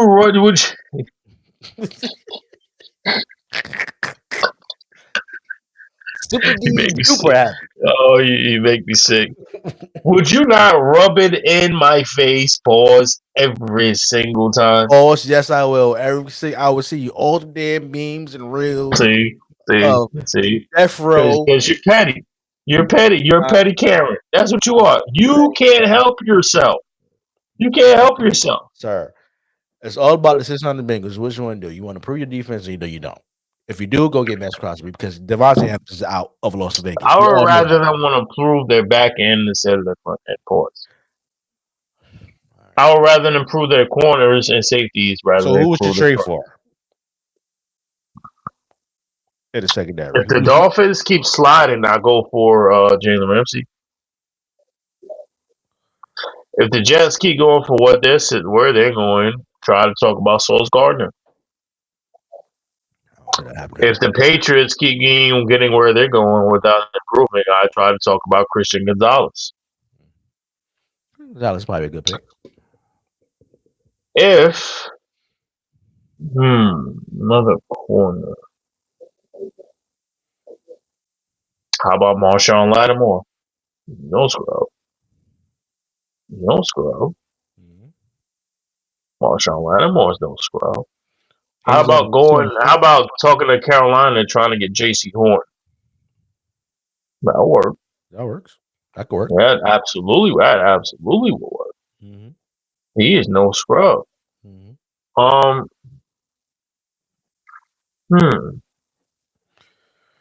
Those are the names that come up to me now. But I get what you're saying about Cincinnati. I'm not disagreeing with it. I just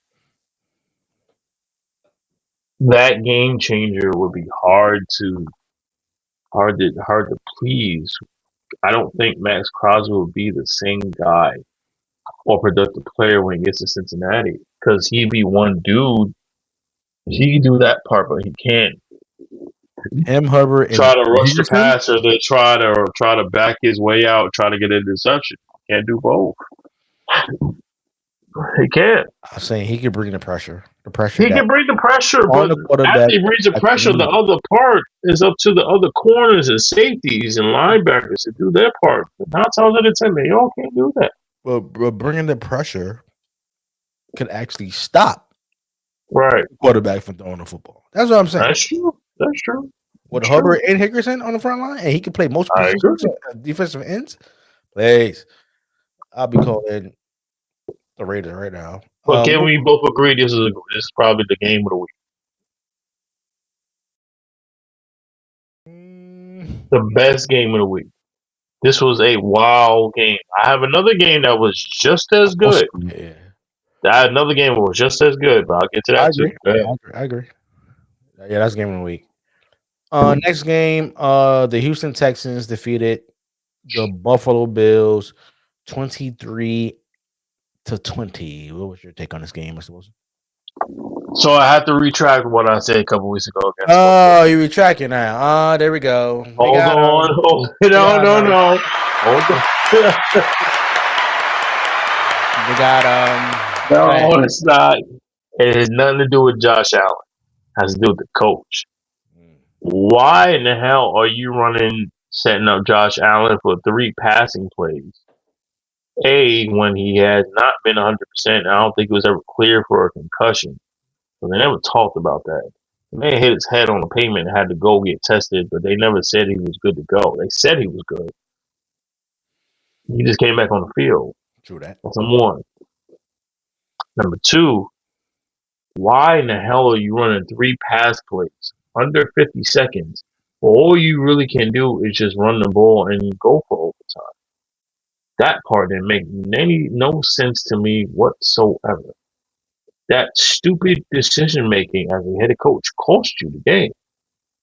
Now, CJ Stroud had a decent game. He wasn't balling anything like that. Losing Nico Collins does hurt. I know the main part of the game of this game was about Stephon Diggs.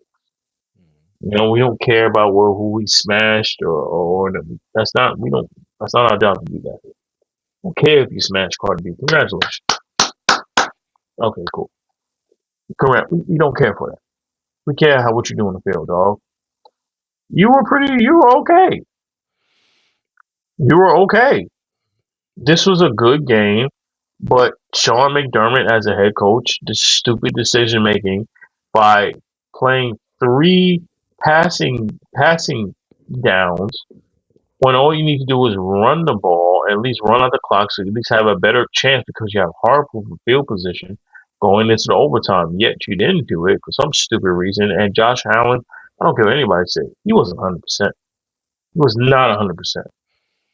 There ain't no way you just had somebody just hit their head, come out for a concussion, and then he just magically goes back in and he just throwing 3 passes that obviously he wasn't improved or 100% on to begin with. I refuse to believe that. And then the stupid decision making that he was good cost you the game. Shout out to Houston. It wasn't all wins does not have to be pretty. It doesn't have to be perfect. It doesn't have to be a perfect drive. But Houston did what they needed to do because they struggled and lost last week. And they got the dub. Nothing really more to talk about. This game was more about Houston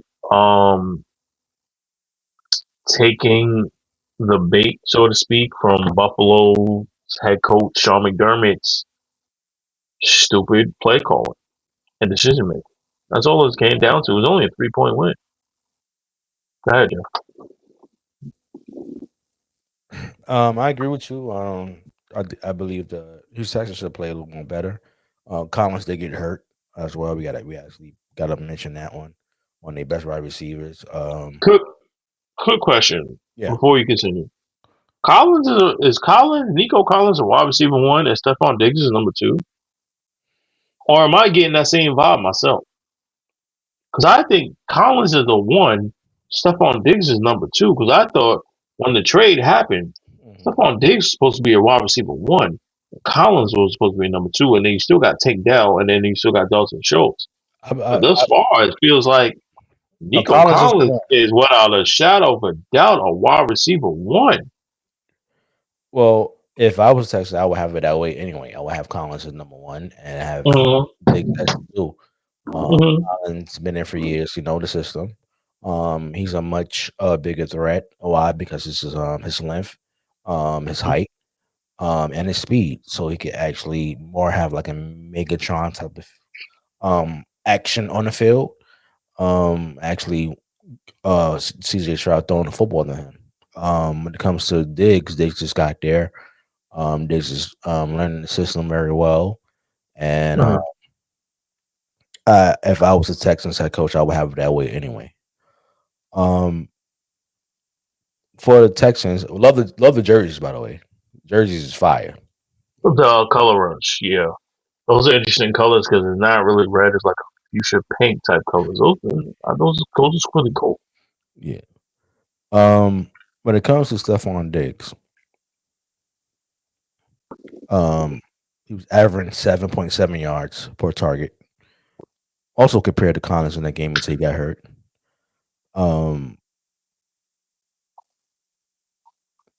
Have over 100 yards. Diggs played a good game, but I believe since the smack talking for the last couple of weeks, everybody expect them to have um, a much spectacular game. But everything gonna play out the way we want it to play out. It's gonna play out the way it's gonna play out. You're right about Josh McDermott. It's terrible, terrible coaching decisions. Josh McDermott has not only been making these bad decisions, but in this game, but he's been making it the last couple of years. And I think he's on the hot seat. I'm gonna say McDermott is on a hot seat because he's not making the right life decisions when it comes to Buffalo Bills offense and the offensive coordinator. Well, when it comes to Buffalo, Josh Allen, how many years Josh Allen been in the league? What was it, 7 now? 7 or 8? 7 years, and you still don't know how to slide. Can you please? Can somebody please send a baseball player to teach Josh Allen how to slide? This man had a chance.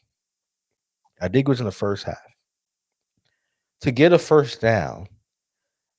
This man, instead of sliding, tried to truck a linebacker to get the first down. Now, I don't wish any harm on any NFL player, but Josh Allen, if you keep up the ways that you're doing, something bad is going to happen. You don't wish that on him at all. Don't wish on him, but you have to learn how to slide.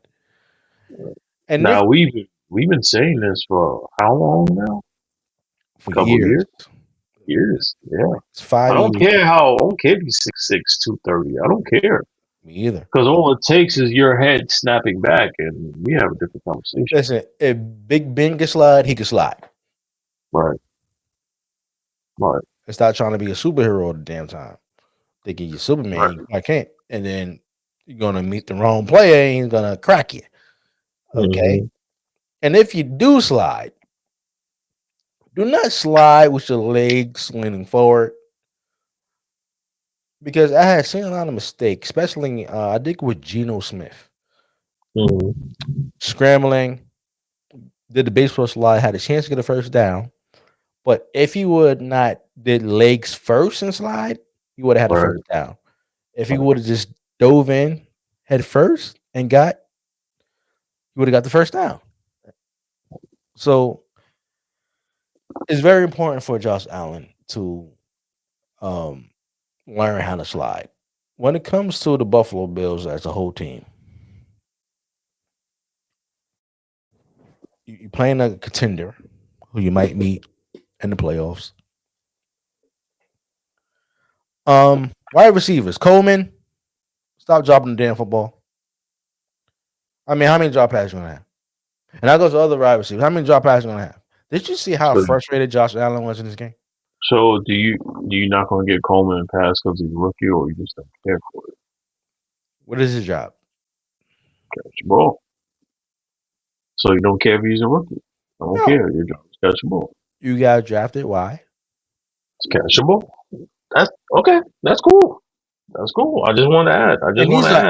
These are accurate throws. It's not some wild, throws. Josh Allen. This is right here, like this. Right.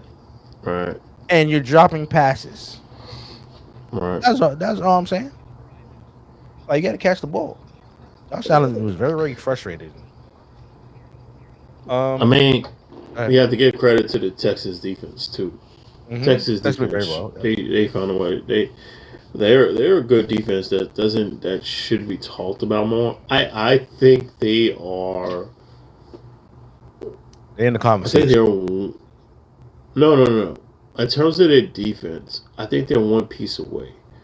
I don't know who that piece is, but they're one piece away. Like a veteran piece? A veteran. I would like to see Hassan Reddick. or it doesn't have to be a star corner. It could be a corner that hasn't got a chance to shine on another team, and then they go to Houston. They see they ball out. What about Khalil Mack? The Mac Ooh, that's a Daddy. guess. Well, the Chargers season isn't over, so if the Chargers were 0-4, Hey, no, you got Justin Herbert. watch your mouth. I Watch ain't your watched mouth. nothing.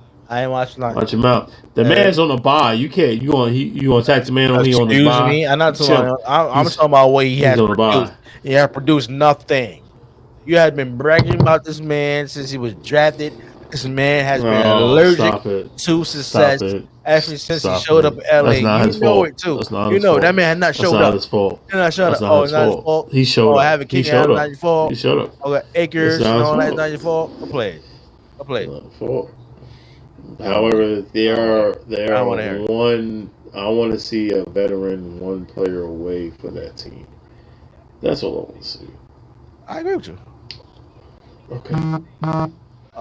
Next game we got the Miami Dolphins defeating the Patriots 15-10. What's your take on this? Now I want you to go first. This is one of your teams. This is one of your teams. So we gotta talk about Miami. Go ahead, make yourself feel good. Pause. Well, oh, wow, that was crazy. Yeah, When it comes to Miami Dolphins, let me save it. Talk about your team, please. I apologize for the other comment. That was crazy. I mean, That was kind of a miss. I mean, when it comes to Miami Dolphins, I believe that the season's not over. That's number one. Number two, what nobody talk about, Tua has been cleared to practice full contact. He's allowed to stop playing again. Now, if I was a better man, and you might agree with this, Mr. Wilson, you know who is actually active to actually play in the next week game? This guy you have bragged about, ever since he was in New Jersey. All right, watch your mouth. Watch your mouth. Mr. Before you Ramen say Noodle something, himself. before you get disrespectful, he played last game. He played that very same game against the Oh, I Dolphins missed and that. Patriots. I couldn't find He was him. on the field. I couldn't find him. Well, he's on the field, or did he was he on the He was sideline, on the or field. He was he in on the the game? field. Don't be Was he in the game? disrespectful. He was in Oh, the game. I couldn't find They him. did. I couldn't find Hey, him. look, the quarterback. You got a quarterback throwing, not even trying to throw him the ball. It was one time. Okay. They got to throw some sets for him. I mean, he's not the Be quarterback. respectful. He's not Tua, but at the end of the day, I believe if Tua comes back, he can save the season. Um, if everybody come back from injury, got Mazart is out, who's been missed. Mm. So I believe if these guys come back and healthy and doing their thing, I believe the Miami Dolphins can make the playoffs. Now, if that doesn't happen, I don't believe the Miami Dolphins is making anything wild card, anything you want to say when it comes to playoffs. When it comes to the Patriots, they also 1-4. I want to say they are bad. I want to say they worse than Carolina. They didn't make a run quarterback change with Brissett to this guy. Who? What's his name? Who? Jacoby Brissett. What's his name? Jacoby, you got the name right. To now Drake May, third round pick. Dre May, Number third round 3, pick. Drake. Yes, that's the quarterback from North Carolina. He is Okay. now the starter of the NFL for the New England Patriots. Yes. I think it's a good change. I don't believe the New England Patriots is going anywhere from week one. So it's good to see what this future quarterback can do for your team. Um, I believe Mayo's not going to be fired. They're just going to give him another year to see what they could do. It's not a playoff type team. But at the end of the day, the Patriots are the Patriots. They 1-4. And I believe the Miami Dolphins deserved to win this game, and they actually got it. Go ahead, Ms. Wilson. Not much really to speak of. This game, I forgot this game was even on Sunday. Mm-hmm. That's how trash this game was on. I mean, Tyreek Hill is not Tyreek Hill. Jalen Waddle. I thought Jalen Waddle was still injured. Losing A Chain. Yeah, Losing A Chain is a blow. Mm-hmm. It's a blow. Losing A Chain is a blow. Losing their defense is okay, but overall it wasn't really much to talk about. Patriots or who they are. I don't think Patriots are bad as advertised to be. Some people call them the worst team in the NFL. I don't agree with that. I really don't agree with that based on what my eyes have seen. I don't think they're a bad team. They're a young team. You have a young head coach. Everything you don't have 12 walking through that door. You don't have Deion Branch, Edelman, Gronk. You don't have. Did you say 12? Did you say 12? Okay. Yeah, he has no name on the show. Watch no mouth, sir. It's Tom Brady. Hey, look, TB. I don't know. I don't care. Show some respect. I don't care. Show some respect to the GOAT. 12. Hey, to go to who? To go to who? Tom Brady. He ain't no GOAT over here. GOAT. He ain't no GOAT. The GOAT. GOAT. He's your GOAT. He ain't no GOAT over here. GOAT, sir. Except yours. I don't know. No. He's a Billy GOAT. He's a Billy GOAT. You want to praise that bum Eli Manning? Man, I'll watch him out. I'm sorry. Hall of Famer. Why he ain't be Eli? Why ain't be Eli? Why ain't be Eli? What? Why did he defeat Eli? Why did he? Because his defense. Why didn't he? Eli Manning had a good defense. No, it wasn't Eli. We don't hear that. He didn't win the game. So the Patriots defense was trash. No, but at the end of the day, well, they couldn't stop Eli Manning. I want to hear that garbage. At the end of the day, trash. Tom Brady had the ball to win the game, and y'all was scared. But your defense showed up twice. That's why Eli Manning has 2 Super Bowls, and that's facts. Whatever you say. If that makes you sleep better, that's fine. No, it's not fine. Unless nobody cares about this game. I agree. I ain't really care about it. Moving on.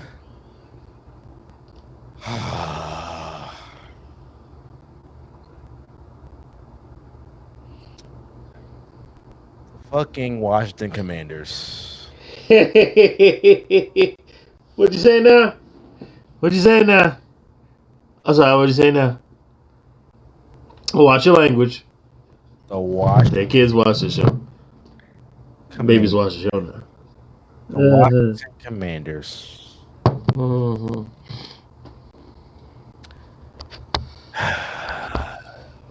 Yeah. Are now 4-1. Yeah. First was Cleveland Browns. The third team. Let's go ahead. I'm gonna pour me a drink just because of that. No. No. You want to stay right there. You are going to see. No. You ain't gonna pour nothing. You ain't going nowhere. You want to stay. Oh, now you want. So you gonna fade. So you gonna fade to black. You gonna fade to black. That's what you gonna do. See, ladies and gentlemen, haters like him, he don't understand. I'm gonna say something that's gonna piss him off right now. Jaden Daniels is an MVP candidate. That's right, I said it. Get the fuck out of here! What fucking warming up? Get out of here! Jaden Daniels is a top 5 quarterback in this league right now. Right now. That's right, I said it. Get the fuck out of here! What fucking warming up? Get out of here! Nobody cares what you gotta say right now, you hater. First of all, the Washington Commanders. I am shocked, but I am shocked, and I'm very surprised how good this kid is. Very shocked and surprised how good this kid is. That's number 1. Number 2. Everybody talking about he's Lamar Jackson. He is Jaden Daniels. He may not need a comparison. Thus far, he is a great quarterback. The running game is good. The offensive line is surprisingly good. And I will give Washington the credit they deserve, even though they are in my division. deserve all the credit in the world. There will be no slander or disrespect toward the Washington Commanders. None whatsoever. It's well deserved. Shout out to the Washington Commanders. Shout out to the fans. This has been a very long time since I believe RG3, maybe Kirk Cousins there, that Washington Commanders fans can be happy about. And it's well deserved. That's one thing. Now let me get to the negative. Can you hear me, Jeff? Okay, he can't hear me. With his hating self. He doesn't want to admit that Jaden Daniels right now is playing better than Patrick Mahomes. He just don't want to hear that part. You know what I'm saying? Get the fuck out of here! What fucking warming up? Get out of here! Jaden Daniels is playing better than Patrick Mahomes, but I'm going crazy. I'm crazy for that. Ain't no cap. We don't care about records. It's your play. And your He don't feel shit because he coked up all the motherfucking time. You see, ladies and gentlemen, petty black Karen over here. Petty black Karen over here that refuses to show his face, refuses to acknowledge and show some respect to a rookie that has been balling. And he only has one turnover. He has over 75 to 80% completions thus far.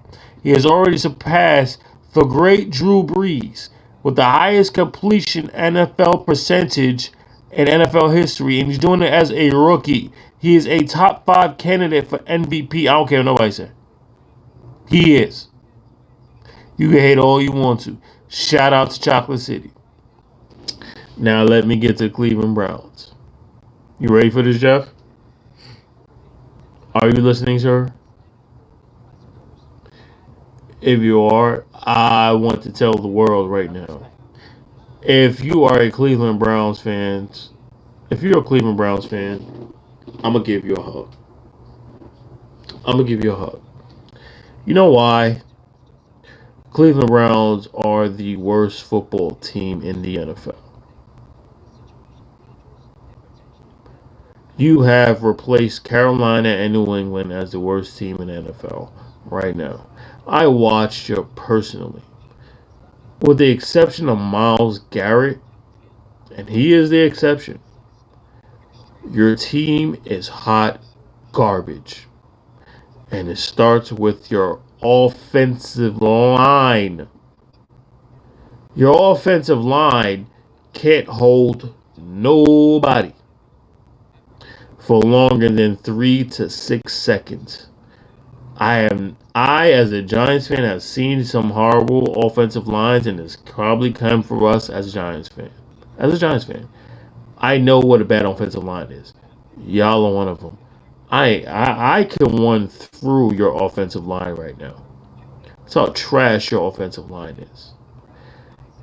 Number 2, Deshaun Watson. I said it before. I'll say it again. He is done. Arrivederci. Over. Clip the wing. Snap. There is no cap. Deshaun Watson is done. Trash. Over. The problem with Cleveland is 3 things. Number 1, if you drop him or release him, you have to pay him his guaranteed money, not just a salary, his guaranteed money of $230 million for the next 4 years. And then the Cleveland Browns would have a cap hit of negative $271 million straight to Deshaun Watson himself.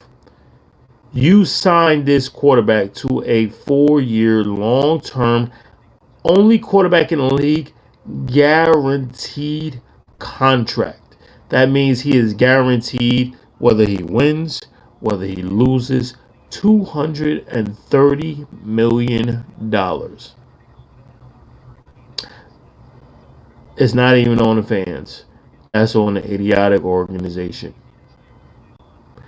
Deshaun Watson is hot fish truck garbage juice. I'm not stopping the cap. He's the worst quarterback in the league right now. I'm not stopping. I watched this dude this last. He quit on his team. He quit on his team. Here's the other part, Jeff. They can't sign anybody to any more extensions. You're going to have to trade Amari Cooper. You just got Jerry Jeudy. What did you say? What did... no. You see how he's talking about? You see what I'm talking about? Look at you. You're greedy. You probably already did it at Madden. You probably did it at Madden already. You can't help yourself. But I add him to the roster. No. See? This is your problem. You can't help yourself. Everybody that's a good to mediocre or a decent receiver or player come to death row. If I'm 99 Aaron, if I'm Aaron Donald, you know what? I got one more year left. What team would you want him to come to? Death row, baby. He ain't gonna win in Los Angeles. I'll tell you that. Devontae Adams. Come death row, baby. If you want to win, you're already a future Hall of Famer. You want to put the cherry on top of the Sunday? Come to death row, get you a championship. Come get you a ring. Tyreek Hill wants to come back. Cheetah coming back home, baby. You see what I'm talking about? You're greedy. Home, You are greedy. You're greedy. What? You can't help yourself. You know he missed. You're greedy. You know you do. No. Anyway. Back home, baby. Back to Cleveland. Back to Cleveland. Uh-huh. Do you know that Myles Garrett contract is up by the end of the next year? Yeah, I'll leave. I get the hell out of Cleveland. I'll get the hell out of Cleveland too. You know why? On death row, they baby. Can't afford to pay. If you release, oh God, just stop. You're giving me a headache. Stop. No, everybody does not want to go to freaking Ref City. They're stupid. You heard what I just said. First of all, not everybody wants to go to Ref City. Watch your mouth, sir. Watch your mouth. I'm not watching them. I can't help it. I can't. I can't help it. Sir. Refs. I don't want to hear that garbage. Hating. Ref City. Ref City. Sir. Ref City. Finish. Ref City. Ref City. Nonetheless, they cannot pay Myles Garrett because if you release or trade Deshaun Watson, you will have a negative $271 million cap hit, where all that money of $230 million is guaranteed straight to Deshaun Watson, whether he wins or loses. Deshaun Watson wins. Deshaun Watson wins. He is the worst quarterback in the league. And you know who he get benched for? You wanna make it all worse? I'll give you two things that make it worse, and I'll leave you at this. Joe Flacco is balling right now with the Colts. A 39-year-old backup turned starter is balling. Joe Flacco had three. Joe Flacco taking a dare. Shut up. You want to let me finish? Are you going to let me finish? Okay, go ahead. Joe Flacco was comeback playing, and yeah, he's a top 10 quarterback right now in his league. That's all I'm saying. Number one. Cleveland didn't even want to re-sign him to a one-year deal. That's number one. I guarantee you Cleveland Brown fans will want Joe Flacco back as soon as possible. Number one. Number two, and more importantly, will you hurry up? Oh, I'm not going to hurry. I'm going to let this last. Deshaun Watson is the most overrated, overpaid player in the NFL. And you can't trade overrated, overplayed player. Is he worth $200 million guaranteed right now? Yes or no? Yes. He's worth $230 million guaranteed. All Damn, you heard what I said. I said yes. What? Yes. You need to stop the cap. You need to be drug tested. Oh, I need to stop. You need to be drug tested. I didn't even give you my reason why. I didn't even give you my reason why. Oh my god. Are you done? Oh my god. Are you done? Oh, you the second. You want to finish it with? I forgot what the second reason was, but you just go ahead. Stop the cap. First of all, let me just say this. Um, I will acknowledge that Daniels is playing very, very well. I believe he is the top. All jokes aside, he is the top 5 candidate for MVP. Thank you. Definitely rookie of the year right now. Daniels is playing like RG3 was when he came in the league. Just RG3 got hurt in the playoffs. I don't wish that on Mr. Daniels, but the Washington fucking Commanders are doing their thing. I can't front on that. I'm a front. I I know you can't hate front on that. saying it. I hate I know saying you it. hate saying I ain't it. saying it, You but hate it. You hate saying Daniels it. has shown that Yeah, he's that dude. I can't front on that. I have to be fair. absolutely. Okay, Absolutely. we got that out the way. Okay, now there's a couple of things that you said, Mr. Wilson, about Deshaun Watson. That he quit on his team. Mr. Wilson, if you was to get sacked 7 times, would you give up on your damn team in a game? Yes or no? No. And as one, you wouldn't give up on your team. Oh, so you getting hit? The offensive line, I'll be cussing every single one of them the mofos out. Oh, I'm Yes. glad you. Oh, give him a round of applause. We got him. I'll be cussing them out. We got him. Because But they're not. That's something. The offensive line is trash. Dialogue, sir. Excuse me. Zip it. I did. Zip it. I did. Sir. I did. I said offensive Sir. line is trash. Okay. I said that. Okay. So how could you say Deshaun Watson stinks when he has an offensive line that's supposed to be blocking him stinks and gets sacked 7 times in a game, and all the fault is on Deshaun Watson? Really? And that's what we going here? Yes. That's what we go. Yes. Sir. Yes. Sir. Yes. Stop the cap. Deshaun Watson is not the problem. Deshaun Watson. What? Excuse me. Zip it. What? Zip it. You had your chance. What? You had your chance. What? You had your chance. Deshaun Watson is not the problem. Before you need to be drug tested. Sir, you need to be drug tested. Sir, you need to be drug tested. Something wrong with you. Stop the cap. Sir. Oh. Deshaun Watson is not the problem. Okay, there are other things you need to actually bring to your attention before you get to Deshaun Watson. And the first one you actually admitted is the offensive line. This man got sacked 7 times in the game, okay? The man didn't know who was coming left and right. The man was actually scrambling for his damn life. And you want to actually put all the blame on Deshaun Watson when you get sacked 7 times in a game? Stop it. That's number 1. And number 2, what I mentioned the weeks before, is that damn offensive coordinator, okay? You stink, okay? You need to get rid of the damn offensive coordinator. Number 3, okay? You got wide receivers. You mentioned Jerry Jeudy. Did you mention him in your dialogue? Did you mention him? Jerry Jeudy, who can't catch a damn football and save his damn life, okay? You got Amari Cooper, okay, with his long-lasting bad knees having self, okay? You need to come to that throw before you could be a 2 or a 3 instead of being a number 1 on Cleveland's offense, okay? That's that.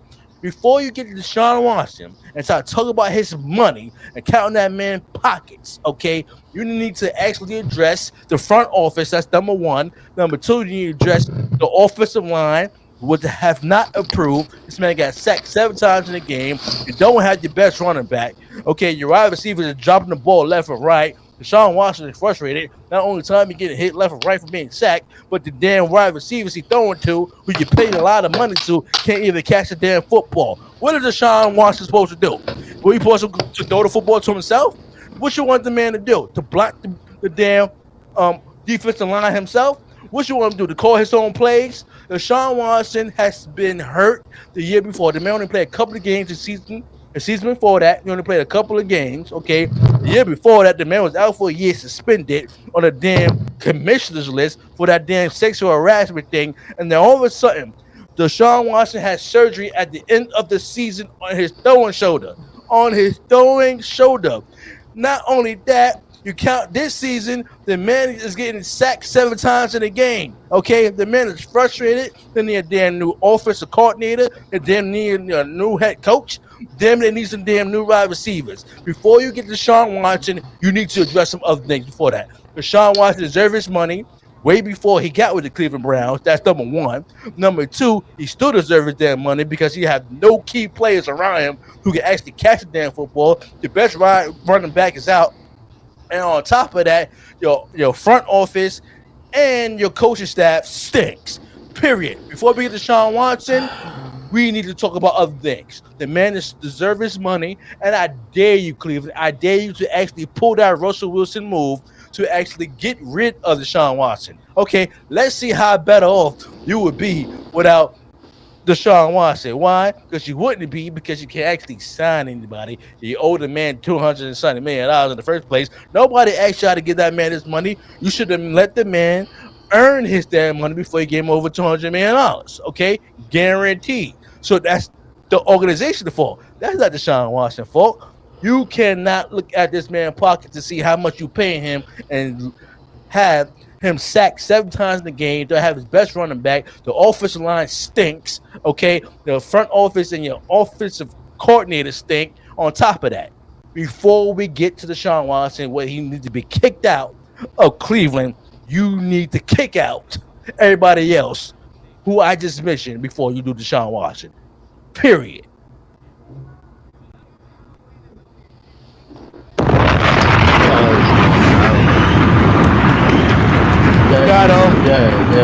But you ain't get me. You ain't get me at all. I got something for you. I got something for you, bro. I got something for your ass right now. Deshaun Watson is the worst quarterback in the league. Statistically, his QBR right now is at 8.3. And that wasn't even his worst. The last game he had against the Cowboys was named at 8.1 QBR. I don't even know how you even get to single digits. What was the problem in the game? What was the problem in that game? You lost. What was the problem? You lost. Why? You lost.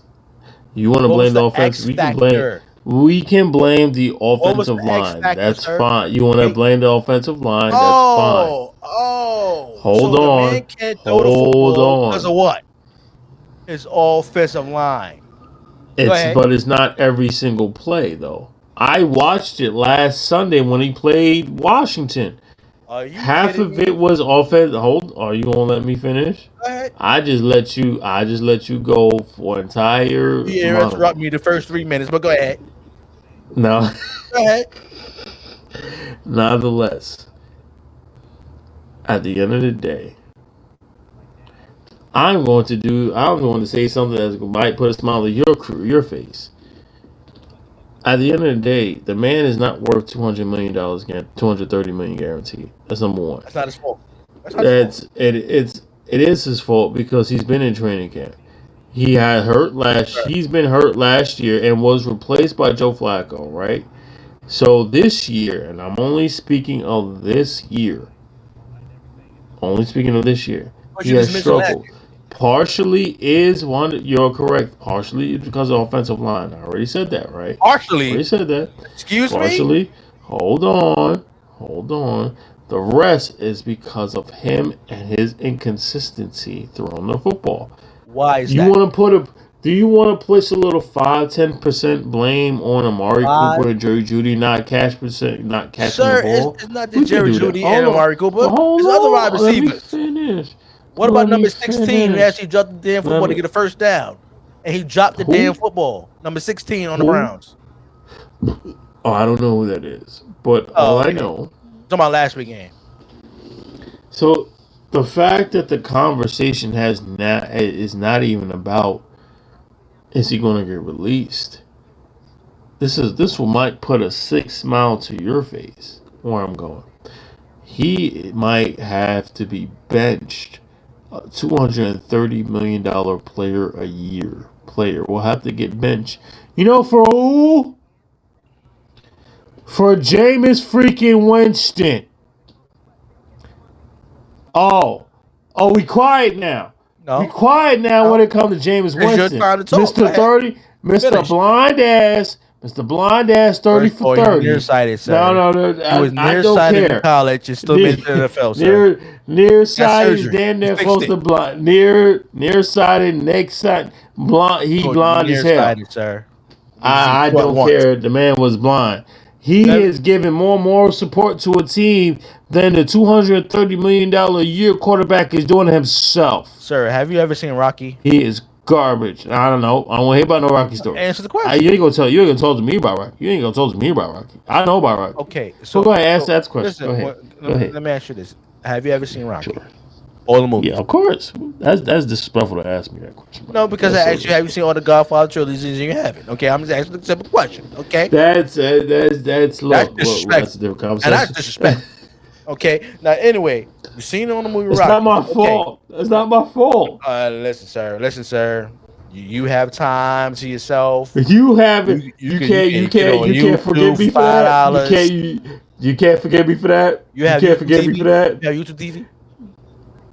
You could buy the movie for $5. You can buy the whole trilogy for like $20. So I want to hear it. Okay, you can watch it on your way to work and come from work. Okay, all 3 movies. So no excuses. Okay, but let me get back to this Rocky scenario. Okay, you remember he was fighting a Russian, and Rocky was getting beat up by the Russian, and he actually said, "I see." Yes. Ivan Drago. Ivan Drago. Right? Yes, indeed. Yes, indeed. Okay, thank you. And then when he told the trainer, I'm seeing 3 of them out there. Okay, what did Paulie say? Hit the one in the middle. That was Jameis Winston's problem in college and high school. Okay, the man got in the NFL. Okay, a couple of years. He didn't get the surgery. He finally got the surgery, and he's been playing very well since then. Okay, that was a problem with Jameis Winston. But go ahead, finish. No, I'm done. I'm good. At the end of the day, Sean Watson deserves to have a better coach, a better offensive line, get back his running back, Nick Chubb, and hopefully they can actually hold on and get Myles Garrett. If you can actually reconstruct Deshaun Watson's contract. Possible. They're not. No, you can't. Yes, you could. You can't reconstruct. No. They've already tried that. He's not wanting to reconstruct his contract. Oh, because he don't want to. But right. if he were able to, it would have been reconstructed before the season would have started. But it depends how the game's willing to. It's not. He's not willing to. If you had $230 million guaranteed, and they come up to you to take a paycheck, a pay cut. See, a pay cut. See, you know what? I'm not liking where this is going because I'm going to bring up Jalen Brunson, and are you gonna bring up who? Going to sound good. No. Keep going. Keep going. Tell yourself. Cool. Look, you want to take a what? Look. A pay cut, reconstruct your contract to bring more players in, to keep players. You don't think Deshaun Watson can do that? If the Cleveland Browns come to Deshaun Watson and say, ladies and give up the $30 million if he gets to Myles Garrett. I just made boo boo. I apologize. We got him, ladies and gentlemen. We got him. All right, we had 2 hour mark. Oh, that's good. He's done. Broncos defeated the Raiders real quick. What was your take on this game? Don't care. Congratulations to the Broncos. Broncos are 3-2 or 3-1. Broncos is 3-2 now, and Raiders is 2-3. Real quick, stop. Hey, what's his name? Sean Payton. The Bo Nix is not Drew Brees. He's Bo Nix. Stop screaming at him like he's Drew Brees. It's a different timeline. Stop screaming at him. Try to make him better. Try to make him better. That's what you're trying to do. Devontae Adams. Look at me here. Do not. I'm saying it right here in front of him. Please, for the love of God, if you love the NFL and parity and balance, do not do not go to Kansas City. Please. You go to the Jets. You go to the Bills. You go to San Francisco. You go to Pittsburgh. Ain't gonna win. No. Shut up. Shut it up. Do not accept a trade to Kansas City. If you do, fight it.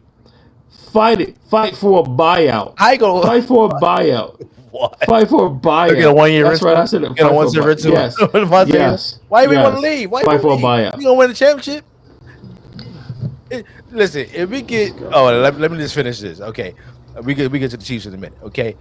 Broncos. Okay, let me just say this. Sean Payton, I agree with Marcus. He is not the second coming of Drew Brees, and he damn sure ain't John Elway, the way you be bragging about him. Okay, stop it. Okay. Let me get to the Raiders. Pierce, this is your last season with the Raiders because you're gonna be. Whoa! Listen, we've seen this already. No. It's not a new thing. No, he just got there. He just got there. I agree with you. What I'm saying is, what is the history of interim coaches? Interim coaches. He's not Josh McDaniels. I'm talking about the history of interim coaches becoming head coaches. Okay, they have one bad year, and all of a sudden they get fired.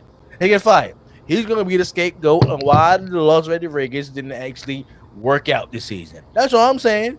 Antonio Pierce, you out of here. You might as well go to the job with Eli Manning and eat them Hawaiian sliders. Okay, at MetLife. So that's what this is about. That's what I'm saying. That's what we're doing. That's what we're doing now.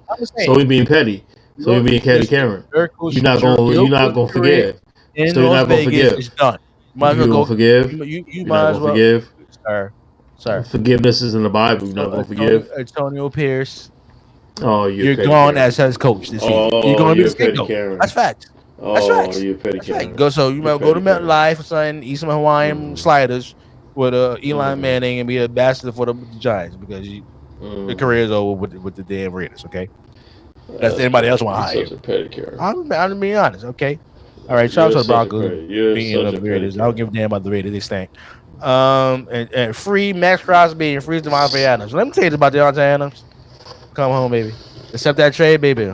If you want a ring, baby, could come over to Kansas City. Get some of this nice barbecue, baby. Get some of this nice sweet tea, baby. Get some of this good whiskey down here in Kansas City, baby. Come home and get a ring so you can make history, baby. Be the first team. Be a part of the first team to ever three-peat, baby. Three-peat in NFL history. Come on home to Kansas City and come with the great Pat Mahomes, with Travis Kelce, baby. Isaiah Pacheco will be back soon, baby. Rice will be home soon, baby. Come home and be part of being a champion to put the cherry on top of your sundae, baby, on top of the whipped cream and become a world champion, baby. Shout out to Devontae Adams, if you will. San Francisco 49ers defeat. They lose to the Arizona Cardinals 24-23. What's your take on this game, sir? Very simple. 49ers have defensive problems. And they need to get it together real quick, real fast. Matter of fact, damn it, bring Salah back. He just got fired. Bring his ass back because y'all was fine before he left to be the Jets head coach. You have the star power on defense. Offense isn't bad. Brock Purdy isn't bad. You have injury problems. Too many injuries right now. And your defense is not what it used to be. If you don't get your defense together, you may not make it to the NFC Championship. Shout out to Kyler Murray. He bowled out. Arizona might be one of those under the radar, sneaky, middle of the road teams that you have to look out for. Go ahead. No, I would agree with you. Kyler Murray did balled out. That's one. Harrison Jr. has a bright future. He's like his daddy. What were you surprised about? Nah, I was about to get there. I'm sorry. Because it's bloodline, sir. Because it's bloodline. But he's very special. Put your ones in the air. Acknowledge your tribal chief. Acknowledge your tribal chief today. Sir, he's not tribal chief. Acknowledge tribal. He's the original tribal chief. Okay, he was original. He's a new one, sir. Yeah, he got his Have back. has you acknowledged your tribal chief today? No, I haven't. Have you acknowledged your tribal chief today? No, because he's not tribal chief. Sir. Shout out to the 49ers. I believe things will get better. They do need to bring back Robert's Salah. Next game, the Green Bay Packers defeated the Rams 24-19. What's your take on this game? Very quickly, I didn't like the win by Green Bay. The fact that you have no Puka Nacua, no Cooper Kupp, and it was still a close game bothers me about Green Bay. Shout out to Xavier McKinney, got another interception. You never play like that when you was with us. Yeah, that's all I'm gonna say. I'll shut up. Determination. Nonetheless,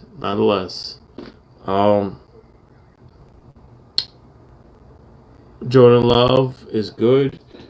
I gotta wonder where the running game is going. You got Josh Jacobs, who's a beast. However, he doesn't seem to have running holes to go through. Offensive line can be a little bit better. Defense should be fine. But the fact that it was a close game, with no Puka Nacua or no Cooper Kupp, and you still have a very efficient Matthew Stafford. And I'm going to give some love to Kyron Williams, bro. He's been balling this year. He's been like a top 5 overall player this year. I'm going to give Kyron Williams some love. Very well deserved. I didn't think that he was the player that he was going to be. What's his name? What's the head coach for the Rams? Scott McVay. He has featured Kyron Williams more to be advertised. He knows what he's doing. I don't think the Rams are dead. I'm going to say the Rams will. I think they're still a wild card team. They just need they're going to have to buy so they get their players healthy. And I think right now it's just with the Rams just a health issue. This team is way too good for them to be struggling the way they are right now. Okay, Jeff. I agree with you.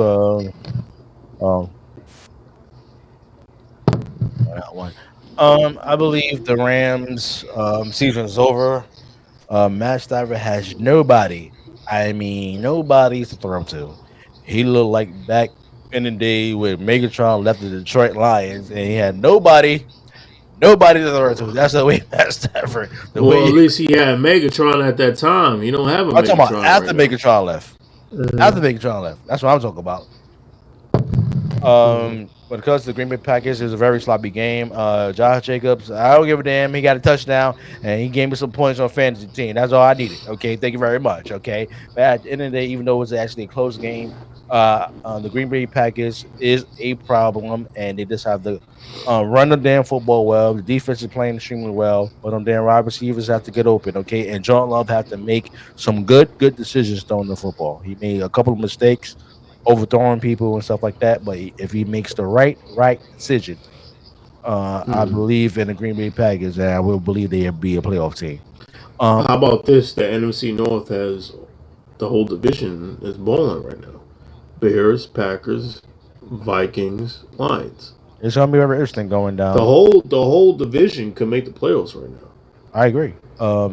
If they keep playing the same way, but you never know with injury, fatigue, and stuff like that. Just never know. Next game, your New Jersey Giants defeated the Seahawks. Do we care? No. Say it correctly. The New York Giants, we came into Seattle with nobody. And I said nobody expected us to win.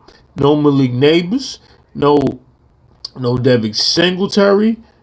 They thought that we was gonna get our dough. We gonna get our ass. I don't care. So, yes, you do.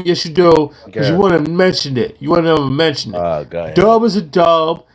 Daniel Penny's looked like a nickel today. He threw the ball very well. He had some deep passes, my man. Shout out to my damn man, Darius Slayton.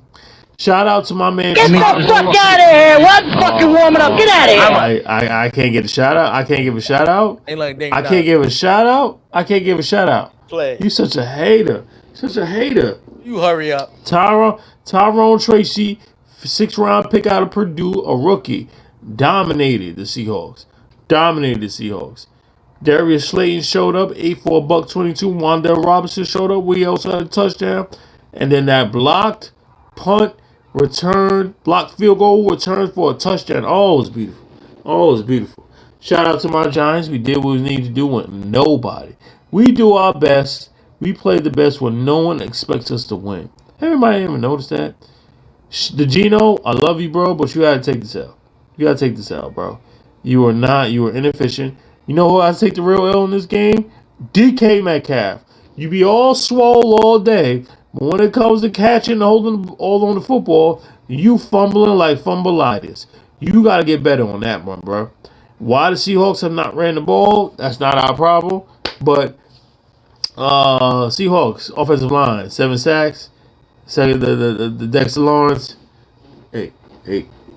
Brian Burns. Hey. Kayvon Thibodeau. J.D. Davidson. Y'all shut up and love it. G-Man, we here all day. Y'all, you thought we were dead. See, I thought you thought that. You thought that. I thought that. But we here. We rise. We rose for the option. We rise through the ashes. We gonna be all right. I know Kayvon Thibodeau right now is week to week, but he gonna be all right. He gonna be all right. It's disgusting. Oh, anyway. No, see, look at you. You hate it. You hate it already. Ain't got nothing to do with it. Ain't got nothing to do with you. Just a hater on sports. You don't want to hear no Thibodeau. You hear one Thibodeau get hurt, and you're talking about it's typical for a Thibodeau. You go on straight to basketball. I ain't going nowhere. I ain't going nowhere. I ain't going nowhere anyway. The Giants ain't going nowhere. They don't hear nothing like we here and all that stuff. No. You ain't making the playoffs, period, okay? Stop it, okay? You need to stop the illusion, okay? Stop the false hope, okay? Stop leading people down the retro's path, by the way, okay? The Giants ain't going nowhere. They stink, okay? Stop it, okay? You got lucky on this one, that damn field goal block. That's number one. Number two, it was still a close game. You could have lost that damn game, but Geno Smith, I mean, I don't know what it was. I don't know if it had a flashback, actually being a Giant or a Jet. This man could have had a first down, but instead of sliding with the ball head first, this man want to slide with his damn legs. I mean, and not get the first down. Okay, the Seahawks still had a chance to win this game, even though Metcalf was actually not playing well. You actually decided to give the ball to the running back. I forgot his name. I used to have my fantasy team last year, but you finally give him the ball late, but you should have given him the ball in the start of the first half. But at the end of the day, the Seahawks, you had a bad game. I ain't gonna put no Spurs on you. But at the end of the day, Giants got lucky. That's all it is. You can hate all you want. You can talk all you want. Okay.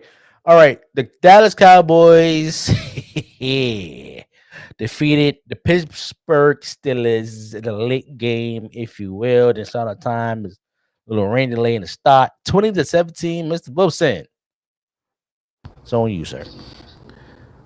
You want to talk about a late game? People was up to damn near 1 o'clock in the morning when people had to do work in the morning. Oh my God! I cashed in. Lucky win for the Cowboys. Justin Fields should still be the quarterback of the Steelers. Running game is trash. No more Najee Rumbaugh. It seems like Jalen Warren is a better piece for the Pittsburgh Steelers than Najee Rumbaugh. George Pickens, I'm a big fan of you, bro, but you cannot be putting on black eye on your eye, talking about always open when you only had one catch for the entire game. And then you only had 2 more catches to go into the fourth quarter when it really didn't matter. Cowboys won the game, not really much to say. It wasn't impressive. Dak was mediocre, like always. And it's, another middle. It's more impressive for the Cowboys that no DeMarcus Lawrence, no Michael Parsons, and you still find a way to win the game. I'll give that. That's impressive. But Pittsburgh will be fine, I believe, because Mike Tomlin is a no nonsense out of coach. He's like, you know what, you got one more time, and after that, that's it. I'm going to Russell Wilson. Cowboys are going to be the Cowboys. That's all I can really say. Yeah, I mean, it was a very nasty game. It was raining. The field was wet. Very, very nasty game. But the Cowboys prevail. I believe if this game wouldn't have any rain delays, I believe the Steelers could have won this game. Patrick, I say Patrick. He talk about me. Love you too, Patrick Mahomes. Um, Dak Prescott showed up in key moments when they needed one, and the Cowboys came through offensively. Um, when it comes to this game, the Steelers, I'm not worried about the Steelers. I believe Steelers are a playoff team. They might win the division as well. I'm not pinning any Spurs on um their quarterback. I don't believe you need to pin Russell Wilson real quick. Justin Fields just had a bad game. I'm not looking very, very. I'm not calling bells and whistles on this one, but Justin Fields just had a bad game. And like I said, every week anything can happen on any given Sunday, if you will. All right. Last game of week 5. The Saints loses to my Kansas City Chief, Death Row, Mr. Wilson. Mr. Wilson. Go ahead. Falling asleep. Oh, but I heard you. You heard me. Team was trash. See, you already hating already. You already hating already. Get the fuck out of here! What fucking warming up? Get out of here! All right, go ahead. It made me sick. Our team make me sick, bro. You can't blame the It refs made on me this one. sick. Yeah, and what? Oh, I can't blame the refs? Nope. Okay, Nope. fine. We was getting I on want the to. Why? Explain to me. Why are you showing Taylor Swift on TV, bro? Please explain to me. That's No. royal, sir. She has nothing to do with the freaking football game. I hope I'm saying this in all possible. If she gets kidnapped, I'll be okay with it. Just for the game. It makes me sick. It makes me sick, bro. And I can't take it. Audience. No. You show her more than you show Travis Kelce about football. This is not about a concert. This is not about a concert. This is not a concert. It's not about her. She's not a part of the team. She don't have a stake in the franchise. She's sitting there as a fan. So what's wrong? But you keep showing her after every catch, after every play. It annoys me. She don't know marketing, sir. She ain't no goddamn marketing. So the Kansas City, I go every undefeated in marketing to make Taylor Swift happy.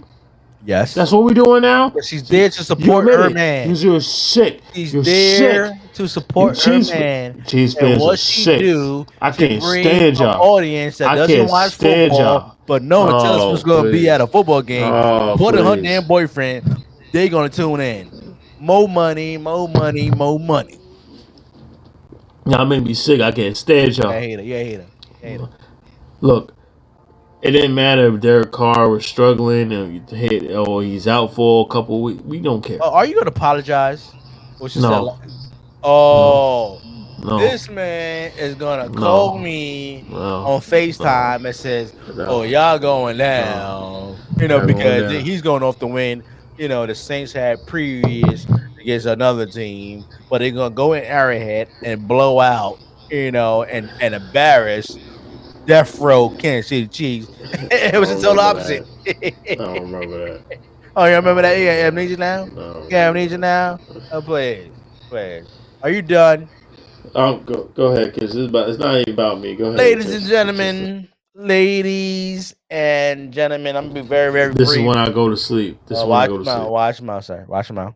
Ladies and gentlemen, I'm going to be very, very brief on this one because, I tell everybody every week, all these haters, the refs help you out.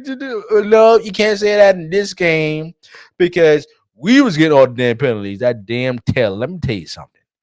If you do not get your life together, you're gonna be bitch. This man had at least 4 or 5 penalties in the first half. Holding. Andy Reid was so frustrated with this guy. I was frustrated for Andy Reid. I was about to take this guy at the damn game.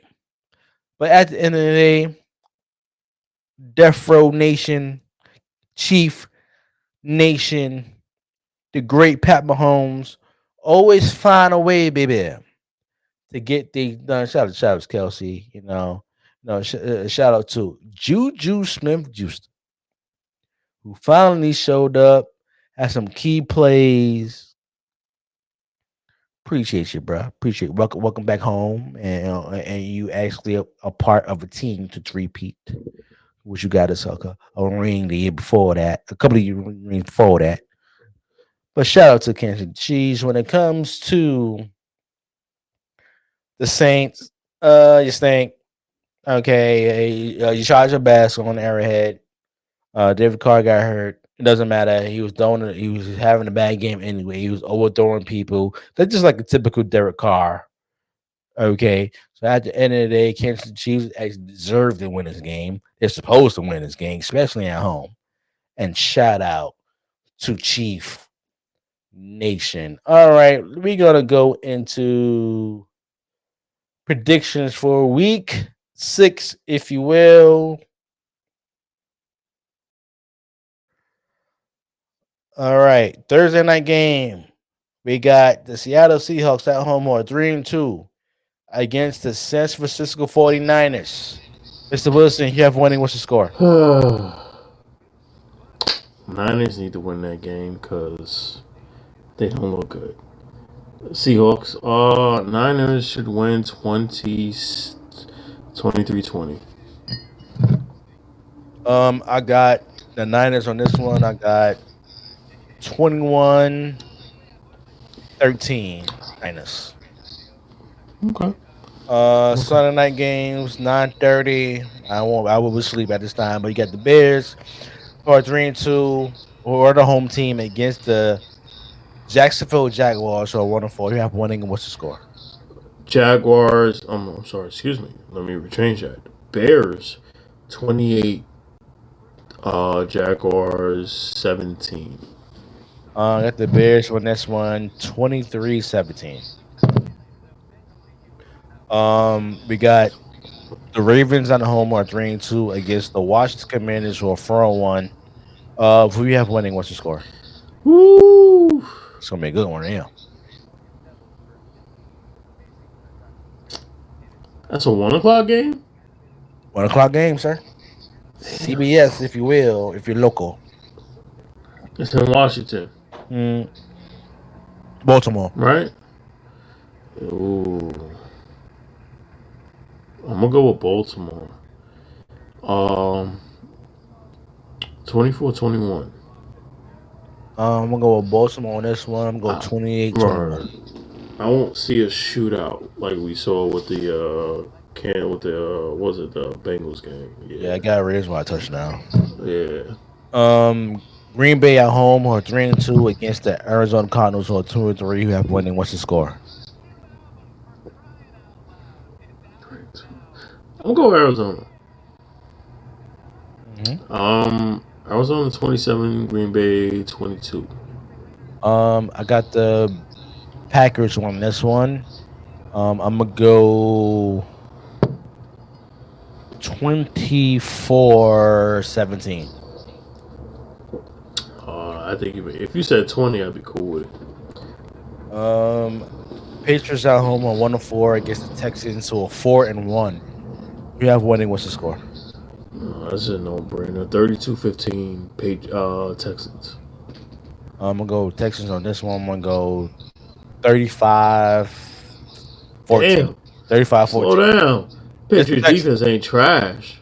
They ain't trash now. 35-14. Oh my lord. No belief. Saints at home. Maybe they have Derek Carr. Maybe they won't. But No, he's out for a couple of weeks. all right, Officially, he's so they out for won't a have couple him. of So they weeks. 2-3, and they facing the Tampa Bay Buccaneers at home, or 3-2. You have winning. What's the score?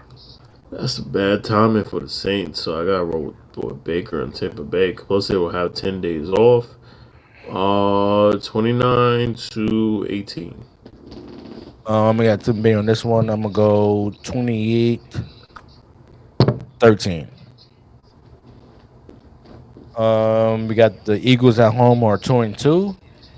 Going against the Cleveland Browns, who are 1-4. You have winning. What's the score? No brainer. Eagles 34-10. I'm gonna go Eagles. 27-16.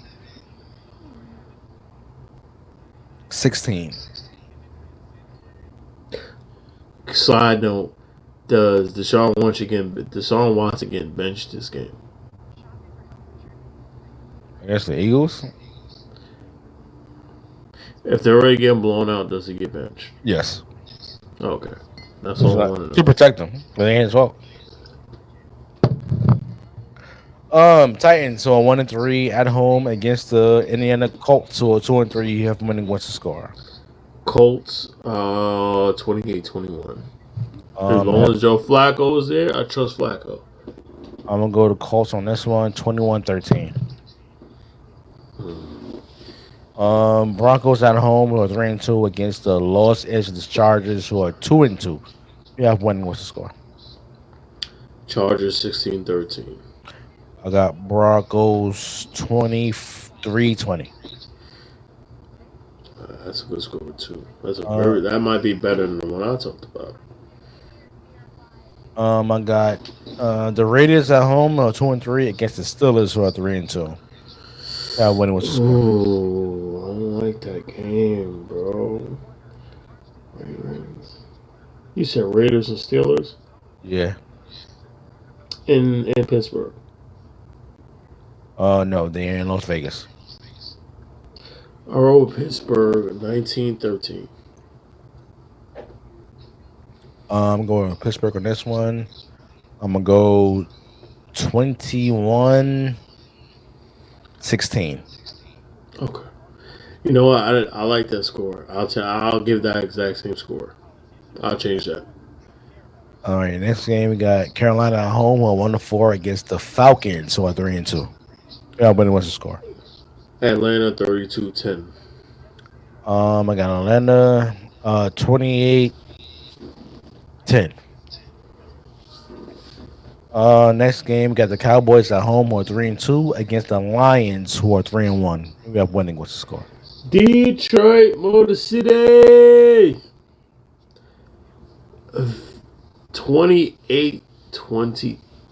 28-20-21. Lions. I got the Lions on this one. I got them winning 28-17.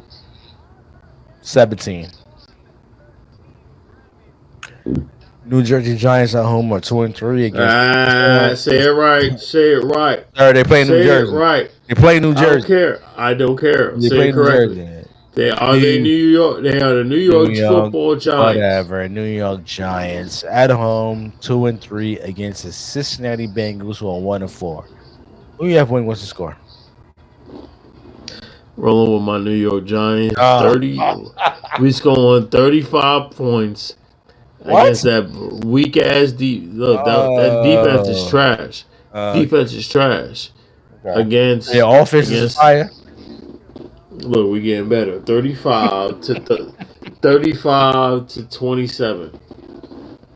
I'm gonna go with the Cincinnati Bengals on this one. Of course you would. That damn swamp you call MetLife Stadium. Okay. Don't be disrespectful. Cincinnati Bengals is gonna put up 30 points. Okay. And the Giants is gonna put up 17. 30-17 Bengals. Will there be any interceptions this game? I mean, there's no interceptions. Will there be any interceptions? Yes, they will. Daniel Jones will have 2 interceptions. Danny Dimes is gonna be diamond. He gonna be all right. He gonna be all right. All right, that's the click. That's the click Vaga talking. Okay, all right. Oh my god, you're a hater. You're a hater. You're officially a hater. You're officially a hater. Monday night football, baby. Let me tell you something. We in a swamp called MetLife Stadium again. The New Yeah, York holiday Jets against the weekend. Buffalo Bills. The Jets are 2-3. The Buffalo Bills are 3-2, baby. Who we have winning at MetLife Stadium? It's Wilson. Man, the Jets better win this damn game. Both teams need to win. Jets better win this game because they don't. Oh, it's gonna be bad. Damn. I'm gonna roll with the Jets. 24. 23. 1 point game. 1 point game.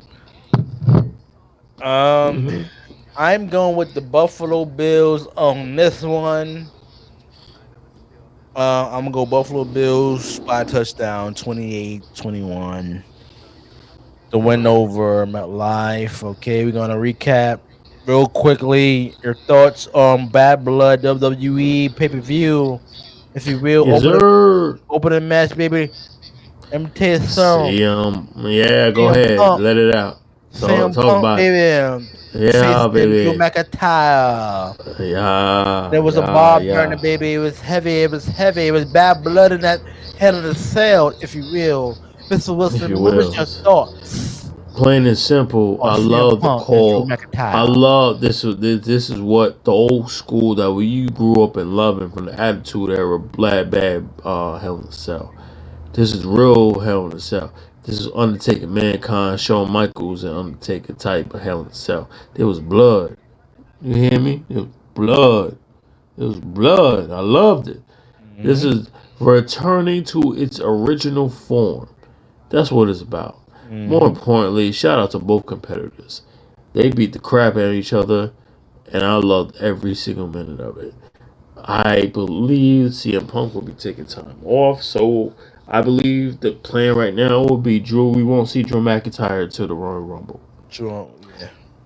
That is the plan right now. Mm-hmm. I give that match a A+. Yes, I agree with you. It was a great match. CM Punk going over against some event. I have one small question. I have one question. Go ahead. Should that have been the main event? No. The main event should have been the main event. Based off what we saw, should that not have been the main event? No. Wow. Okay. I think it was perfect for them to put that as the opening match. Because this was the only Hell in a Cell match. You realize it? I mean, it was only one Hell in a Cell match. I mean, people. How many Hell? But here's the thing. Everybody was in a damn Hell in a Cell. Here's the thing. How many Hell in a Cell matches that you know open the card? With that big of a personal beef, rivalry that needs to end. That was Triple H, Shawn Michaels, 2004, Undertaker, Shawn Michaels. You know what I'm saying? That Undertaker Edge, that always been saved for the main event. I'm talking about. I understood the reason why, though. I understand the reason why. I'm talking about when Hell in a Cell actually became an actual pay-per-view. It wasn't called Bad Blood. Yeah, I hated that. You had every single match was in a Hell in a Cell.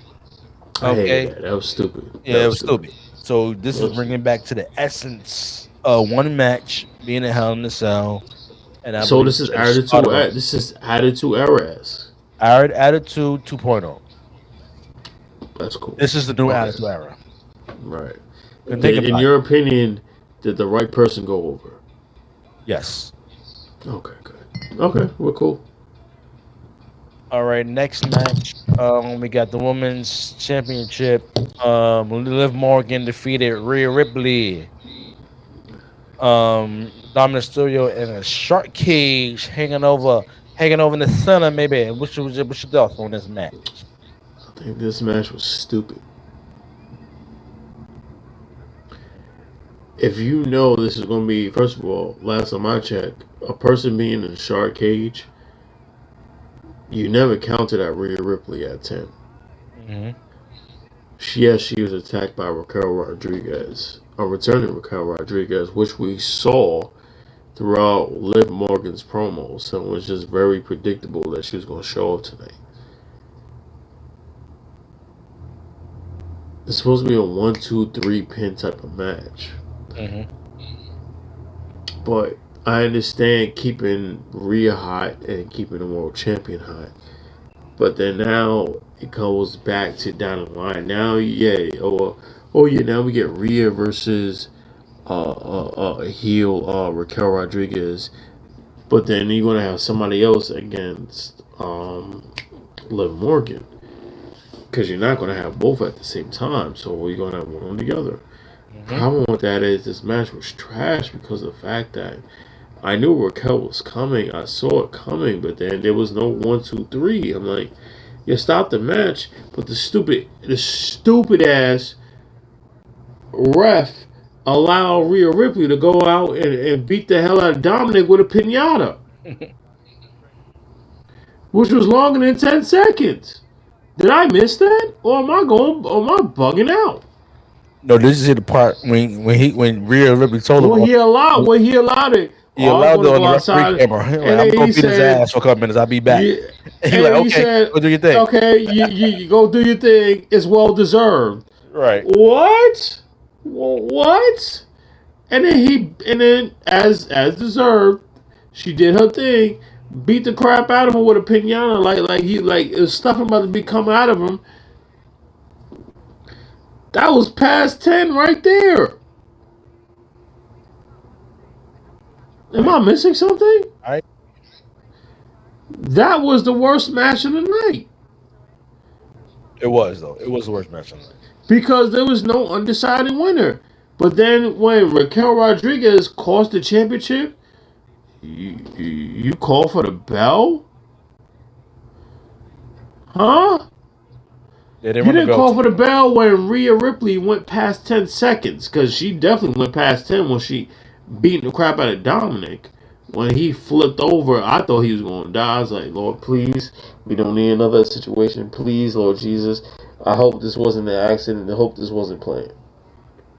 Because the way Dominic went down, I'm like, please, no, please, not another one.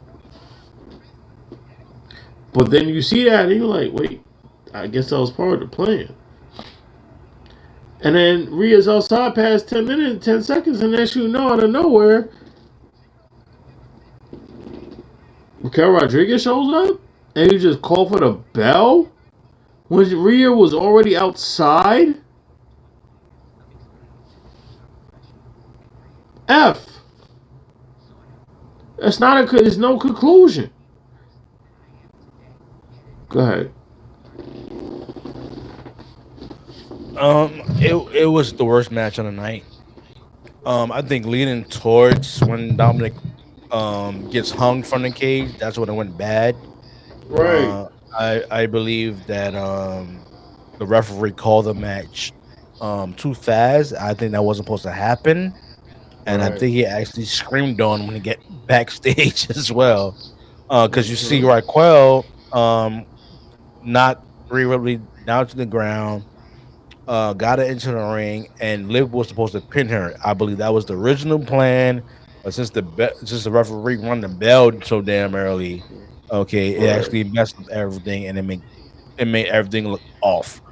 But just the match between Rhea and Liv in the ring, what was going on in the ring, going back and forth, I think that was good, but the end actually messed things up. So that's why it was the worst match of the night. Nia Jax defeated Bayley for the WWE Women's Championship match. What's your take on it? Let me be very, very honest with you.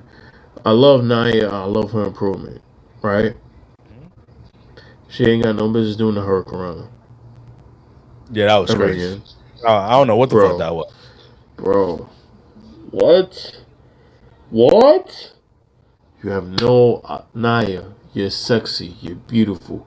You're big. You're powerful. I love you. I really do. You have no business doing Hurricane. It wasn't set up right at all. It was a setup right at all. And God bless Bayley for trying to make it seem like It was Sold it though. legit. Right, she sold it very well. After this, Bailey should be either getting ready to turn back to heel or setting up a feud with Naomi or Bianca. So Bianca get ready to turn heel. I They, see Naomi first. Bailey should not be having any more title chances after this because you lost back to back. Personally, this match didn't was not deserving to be on a Bad Blood pay per view. More of a SmackDown that is officially going to not now but down the line move to 3 hours. Deserve to be. I agree with you. The match wasn't 5 stars. Um, I think the execution of that Hurricane Rana wasn't done well, but Bailey sold it. I think Right, not. I think Nia forgot to wrap her legs around right, Bailey to make it right, look more real. But right. Bailey, as a professional, paid that off. But at the end of the day, it was still a good match. It was a great ending as well with Tiffy Time, sexy self. How Um, long? How long do you give her to cash the money in the bank? I give her to December. well, she have all year, but I'll give her December. I Perfect. give it either. Oh. Could she do that crown jewel? Oh, that would make Yeah, it's a year. sense. It's a year, so she could. No, I'm not saying it's a year because then now you got these stupid crown jewel championship matchups. You got two heels, more Liv Morgan, Nia Jax. You will want some type of baby face in that type of match. The only one right now seems to be is definitely Stratton. Oh yeah, I give it crown jewel She for could do it quick at Trinity Stratton. Crown It's go. Jewel or latest I Survivor see crown. Series. Nah, I see crown jewel. I don't know what's going to happen for the women at. I'm just saying for the women in general for Survivor Series. I don't know what it is. Well, I could see her cashing in either at Crown Jewel, which Nia might face Right. um Liv Morgan. But the latest I could see either Survivor Series or Royal Rumble. Or I can see it doing that Mania again. It's a year, so they have plenty of time to play this out when it comes to the women's Money in the Bank. Um, it was a great match overall, except for the Hurricane Rana. Side, Uh, sidebar. yeah, Sidebar, real quick. They need Becky Lynch back, no, you don't. so you can actually had no, no, What? I just no. said they don't need Becky Lynch back as soon as possible. It's You not an know age why? tag thing. Why did you say? You know why I'm saying no? They have plenty of talent. They can actually I push. Go ahead. Go ahead. Say it. Say it. Make me. Go ahead. Go ahead. What are you talking Go about? ahead. What Go are you talking ahead. about? Say it. Say it. Say what? Who they want back? If it ain't Becky, then who? You asked about Becky Lynch, and I'm Hmm. saying it's too soon for Becky Lynch to come back. That's all I said. Then who? Then who? They have talent there already. They have a full Like who? roster. They have a full Like roster they who? can use to actually push. Why you got to bring back Becky Lynch to get another title match? But if you speak for the SmackDown side of things, you already know. You already know. Nah, ain't gonna last that No. long. No. You know, No. Tiffy time No. ain't gonna last No. that long. But you speak on the No. SmackDown part of things. Oh No. yes, Nia No. Jax, I love her. She part of the bloodline. I love you, Nia Jax. But damn it, you ain't no damn Charlotte Flair. Okay, Tiffy time, Tiffy, you be Tiffy time when you want, baby. Let me tell you something, you ain't no Charlotte Flair. Cause I've been in the ring with her father, baby, and we tore down buildings. I can't tear no buildings down with you, Miss Honey. Okay, let me tell you something. Charlotte Flair deserves to be back. NWE, get well, hopefully soon, baby, because we're gonna need you back on SmackDown to hold up that woman's title, baby, and be the flagship. We need you to be the flagship, baby, and draw more money to the industry. Charlotte Flair, come home soon to SmackDown, and we're going 3 hours, baby. And that 3 hours, you get more all the time you want, baby. all the time you want to be you, and that's to be great, if you know what I mean, baby, if you will.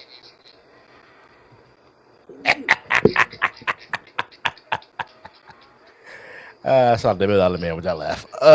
Moving on. You Damian make me Priest sick. defeats Finn Balor. What was your take on You this? make me sick. You make me I'm gonna give you sick. facts, sir. Facts. You make me sick. Facts, sir. Um, this is the beginning of. I don't like that Finn Balor keeps losing matches, especially in big time pay per views. Um, he keeps saying this is not over. I don't know what else needs to happen. Maybe this leads to the number one contenders match for the world title. I don't know. But good for Priest. This is more like a solid B for both of them. Yeah, that's all I really say. I hate the interference that consistently happens with Judgment Day. And when you gonna give Carlito like a championship match, like a IC title match or something, like it's well deserved. The man been his. Go ahead.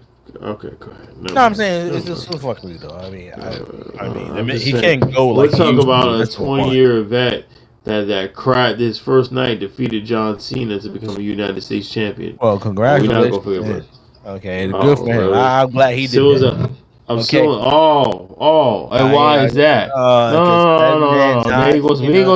We're not gonna scroll past that. We're not gonna put discuss. on the black and white colors, the Here we greatest go. stable of all time, There we go. the NWO, the New Orleans man, decided to have a funhouse match with rest in peace Bray Wyatt, and want to come up with an idea for him turning heel, what he should have did years ago, turning heel, and you want to bring up the damn NWO for him to actually bring up that idea, the funhouse match. It was disrespectful. That man didn't ask no permission from the founding fathers of the NWO. He didn't ask Hulk Hogan. He didn't ask Scott Hall at the time. He was alive. He didn't ask Kevin Nash. Okay, he didn't even ask Easy E. He didn't even ask him. It's disrespectful. He actually had the idea in the first place. Okay, it's disrespectful to even make a damn toy. And for him to be on WWE 2K with a damn NWO shirt on, okay, is straight up disrespectful. Okay, I'm glad that Carlito defeated John Cena when he needed to defeat him. Whatever that happened years ago. At the end of the day, Carlito does not deserve a championship match. Okay, he can't go like he used to, like he did back in the day. He just a fill-in. Okay, and that's all I have to say about that. Okay, now going forward, we got Damian Priest. It was a good match. Um, I know you mad that Finn Balor is losing every match that he get, especially solo matches, but he's a tag team champion. I mean, you can't have him win against the top baby, one of the top baby faces on Raw. Okay, that's number two. At the end of the day, it was a good overall match. It is what it is. Judgment Day is one of the top stables in WWE right now. Okay, besides the damn Bloodline crew and all that. At the end of the day, it's the Judgment Day. The Judgment Day. They did what they're supposed to do. They're supposed to interfere like they're supposed to do, and it was supposed to be all set up for David Priest to overcome all that stuff. Moving on. Oh, let me tell you, son. Let me tell you this, baby. Let's go to this. Let's go to this main event. The main event. Hurry up. We got the main event, baby. We got a tag team match. Tag team match. We had Cody Rhodes and the original tribal chief Roman Reigns against the modern day tribal chief, if you will, Solo Sokoa and his enforcer, the dangerous Jacob Flat 2. Mr. Wilson, what's your take on this, baby? If you know what I mean, if you will.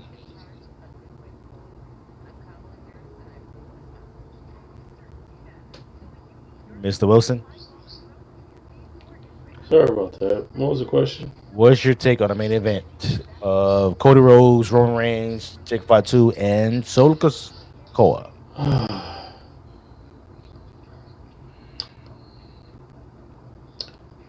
A match of the year candidate because of not what happened, the after effects on both ways.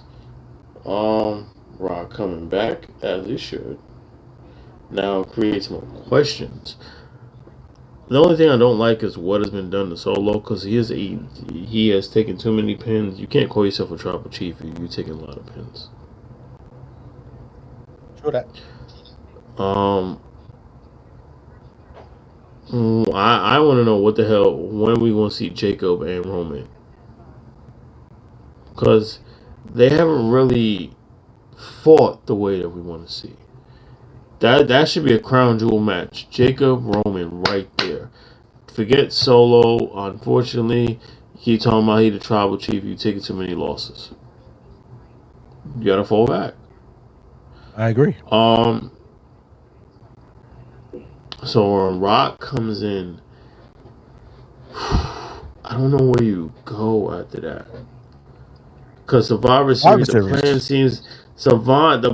seems to be War Games. Rock, War Games, all Bloodline, right? That seems to be the plan. There's no title on the line because Cody.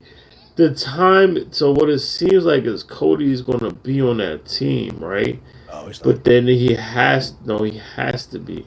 No, he's not. Because it's going to be Roman, the Usos, Sammy, and Cody against Rock. You have the Rock Solo side.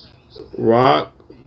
Yeah, there's no way he don't know. After all of this, there's no way that he's going. Rock is officially a heel. He's Hollywood Rock. Okay. You have Hollywood Rock, Solo, Jacob, and the Tongans.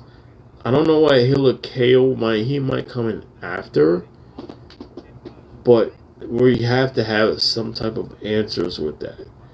So you push that narrative, and then you figure out, okay, the plan seems to be Roman versus Rock versus Cody, WrestleMania 41. Plan before that was just straight up Rock and Roman. So now you're combining 3 feuds in one. The match was good. I'm fine with it. How long before Jay comes into this equation? Jay and Sammy. Very soon, because Jimmy came back. It's because they both came back. So when does this dude Hilla KO come back? Like I said, how many times we had a conversation about this whole damn tree? When does Zilla come in? Eventually, believe it, as much as and I watch his podcast, Rikishi has to come in at some point of this storyline. Oh. You got too many kids. You got your sons. You got cousin Roman. You're going to have, from what Zilla is on his way. Hilla KO is on his way. You got the Tongans. You got Solo. You got Jacob. There are too much family members, and there are members that we haven't even spoken of. We don't know what's coming after that. The part that surprises me is Nia Jax is technically bloodline. She is bloodline. Mm-hmm. Why is she not pledging to that bloodline? None of the women are. No. I'm speaking of Nia in particular. Forget everybody else. Even Eva is not being presented. No. Ava's not even 18 yet, though. No, I'm saying Ava's not 18. Why no woman of the bloodline has been part of it? Because they haven't been a part of it. It's all about the men. And they actually made comments on it. They actually made comments on it. Like when the bloodline invaded NXT, what did Eva say? All they have to do is just call me. They didn't have to debate like that. Nia Jax said, whatever they need me, I'll be there. Right. So it's all about the men. It's not about so now that Bayley. So here, I'm glad you just said Naomi. So now you get to that part of the storyline. Naomi has not had a chance at a world championship, right? You got Naomi, Nia Jax. You got family that's related to Nia Jax, as opposed to Naomi, who's married to someone in that very same scenario. Mm-hmm. You have a few right there and there. You put Nia in that. You have more prestige in the bloodline with Nia Jax as a WWE World Champion. But more prestige. What does that do for the bloodline? And how does that benefit the bloodline? Bloodline has always cared about gold and the Ulafala. Yeah, well, not putting women in it. That's something separate. What's that? That's you gotta have, because Bayley has had 2-3 chances. Yeah. The next contender has to be Naomi. It has to be Naomi. You're not gonna put. It's too early for Tiffany Stratton unless she cashes in. You can't put Meech in because she already had her shot. Well, what I'm asking, I don't know about Jade and Bianca. I don't know. Well, what I'm asking is the current bloodline drama right now. Correct. What does the woman have to do with that? And how could that benefit that? It may have nothing to do with it. What if in a backstage, Solo runs into Nia Jax? Like, you family. You know what it is. Come on home. That's just putting sprinkles on a Sunday. That's what it is. It's putting sprinkles on a Sunday, but is it not accurate though? Bloodline. But is it not accurate though? Is it not accurate though? It's accurate because they are part of the history of the bloodline. So what's the problem? The current storyline we have now, you just adding extras in. Why can't it add the extras in just to the women itself? It explains how dominant the Samoan dynasty is. Because, like I said, you would have to add more female bloodline talent to WWE to get that storyline even jumping. Well, they're already talking about it because they got some chick that's a soccer player and she's going to be. Now. Okay, you're going right now. Okay. The only person is her and Naomi. Those are only two. Because Naomi is technically Samoan bloodline. You got Tamia. Unless you haven't seen her. What did you just say? Alleged contract. She's not going to come out of alleged contract to wrestle on Bloodline. No, she's not going to do that. Rumble. She did it before. Right. How long ago was that? When her name was as mentioned as anything important. Exactly. And that's no disrespect to Tamina. Tamina's part of she's a Hall of Famer, but she's not as important right now. You have to put someone that's at least as important. She's not important. She's part of the bloodline. Right, she's part of the bloodline, but you need an anti-hero and someone that you go up against to make Nia Jax more credible. And that's my point. Stay away from the women. Okay, now let's get back to the men. Okay. All right, got you. Survivor Series. Okay. The five team, right? 5 team. Roman. So you have The Rock on Solo side. He treated Solo for being Tribal Chief right now. I got the 5. Okay. Rock, Solo, Jacob, Tama Toa, Roman, Cody, Jay, Jimmy, and who's the 5th? Jay, Jimmy, and Roman, Cody, Jay, Jimmy. I wouldn't add Cody in that. Why not? Sammy. You put Sammy in there. I put Sammy in there. Why not? It's a part of it. Absolutely. Why not? So Roman, Jay, Jimmy. Sammy. Those are the OGs.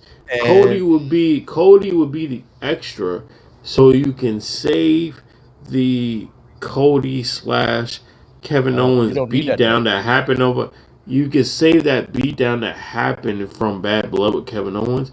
You don't have to have that happen at Survivor Series. You hold that all to the end of the year, because that's a storyline that thing. Because eventually,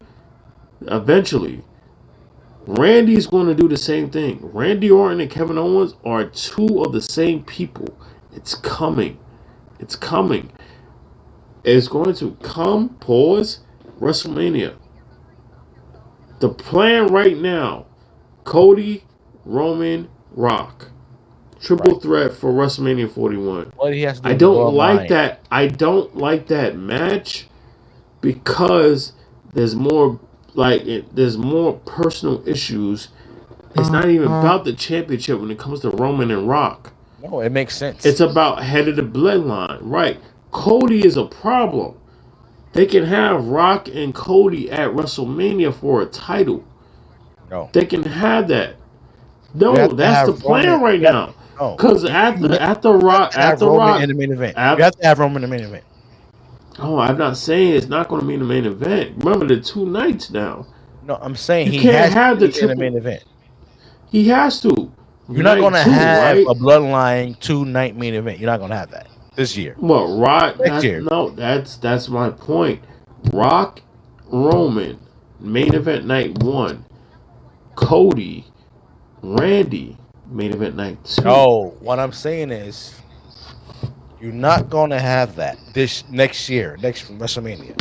You're not going to have that. The main event the main event for night 2 is going to be the triple threat match. Okay, you're going to have Rock, Roman, Cody. And Cody. Okay? Now, let's get to Survivor Series, Bloodline, War Games. Okay? Mm-hmm. Now you mentioned The Rock being on Solo side. He actually orchestrated this whole thing of Solo being tribal chief, right? So you got Rock, Solo, the Tongas, and you have Jacob. Now, Roman side, you got the originals, okay? OGs. You got Roman, Jimmy, Jay, Sammy, and who was the 5th member you mentioned in the beginning? I said Cody. Another Haku son. Oh, Hilakeo. He's gonna be the 5th guy. 5-on-5, all bloodline. To debut inside War Games? You cannot put Cody in War Games. That's asking a lot. That's asking a lot. So that means, but obviously the term will be Cody will have to have his own match. So we're putting Cody and Kevin Owens after the beatdown that happened at Bad Blood at that pay-per-view. Remember, it's an eternal investigation. Right. So it's not much to an eternal. We know it was Kevin Owens. We know it was Kevin Owens. But I'm talking about what they actually posted, what they actually released. Okay, so this could be avoided from Crown Jewel, as you're going to face Gunther at Crown Jewel, right? So the next 2 events you have, I hate that. Survivor Series, that scenario too. Survivor Series, and you have Royal Rumble in February. Okay, November and February. Okay, I'm glad you said that. Real quick, I hate that scenario because I don't care about the championship. Right? That's stupid. The championship is stupid. I don't care how much money they have. It's stupid, right? You're talking about it's stupid. The Crown Jewel Championship is so stupid. Because you want to have a match between Cody Rhodes and Gunther, right? If you have Cody Rhodes lose, that's all prestige through the whole bloodline scenario since WrestleMania that goes down the drain. If you have Gunther lose, that also goes down the drain of the term of the World Heavyweight Championship that he won from Seth Rollins for Drew McIntyre and became the guy. That means someone has to take an L on a World Championship. And you have to, obviously, Cody is the face of it. Wait, hold on. This is what I think you confuse that. All right. When it comes to the Crown Jewel Championship, right? Okay. When it comes to the WWE Championship and the World Heavyweight Championship, that's not on the line. What they fighting for is the Crown Jewel Championship. Okay, that's true. So I'm glad you said that. I'm glad you said that. Listen, all right, every Crown Jewel that comes out, that champion, whoever's the champion, whether it's Gunther or Cody, has to defend it at Crown Jewel. This does not interfere with any other storyline. It has nothing to do with the storyline. But my thing is, neither world champion can take a loss. That's the cut. You going to tell me that Cody Rhodes can afford to take a loss right now? Yes. As the world champion, storyline wise, since WrestleMania 40, since he finally finished the story, you're going to tell me that if Gunther beats him, what does that do for Cody? And does that for the company wise? Cody does not become the main event. Gunther beats him. Gunther is the main event.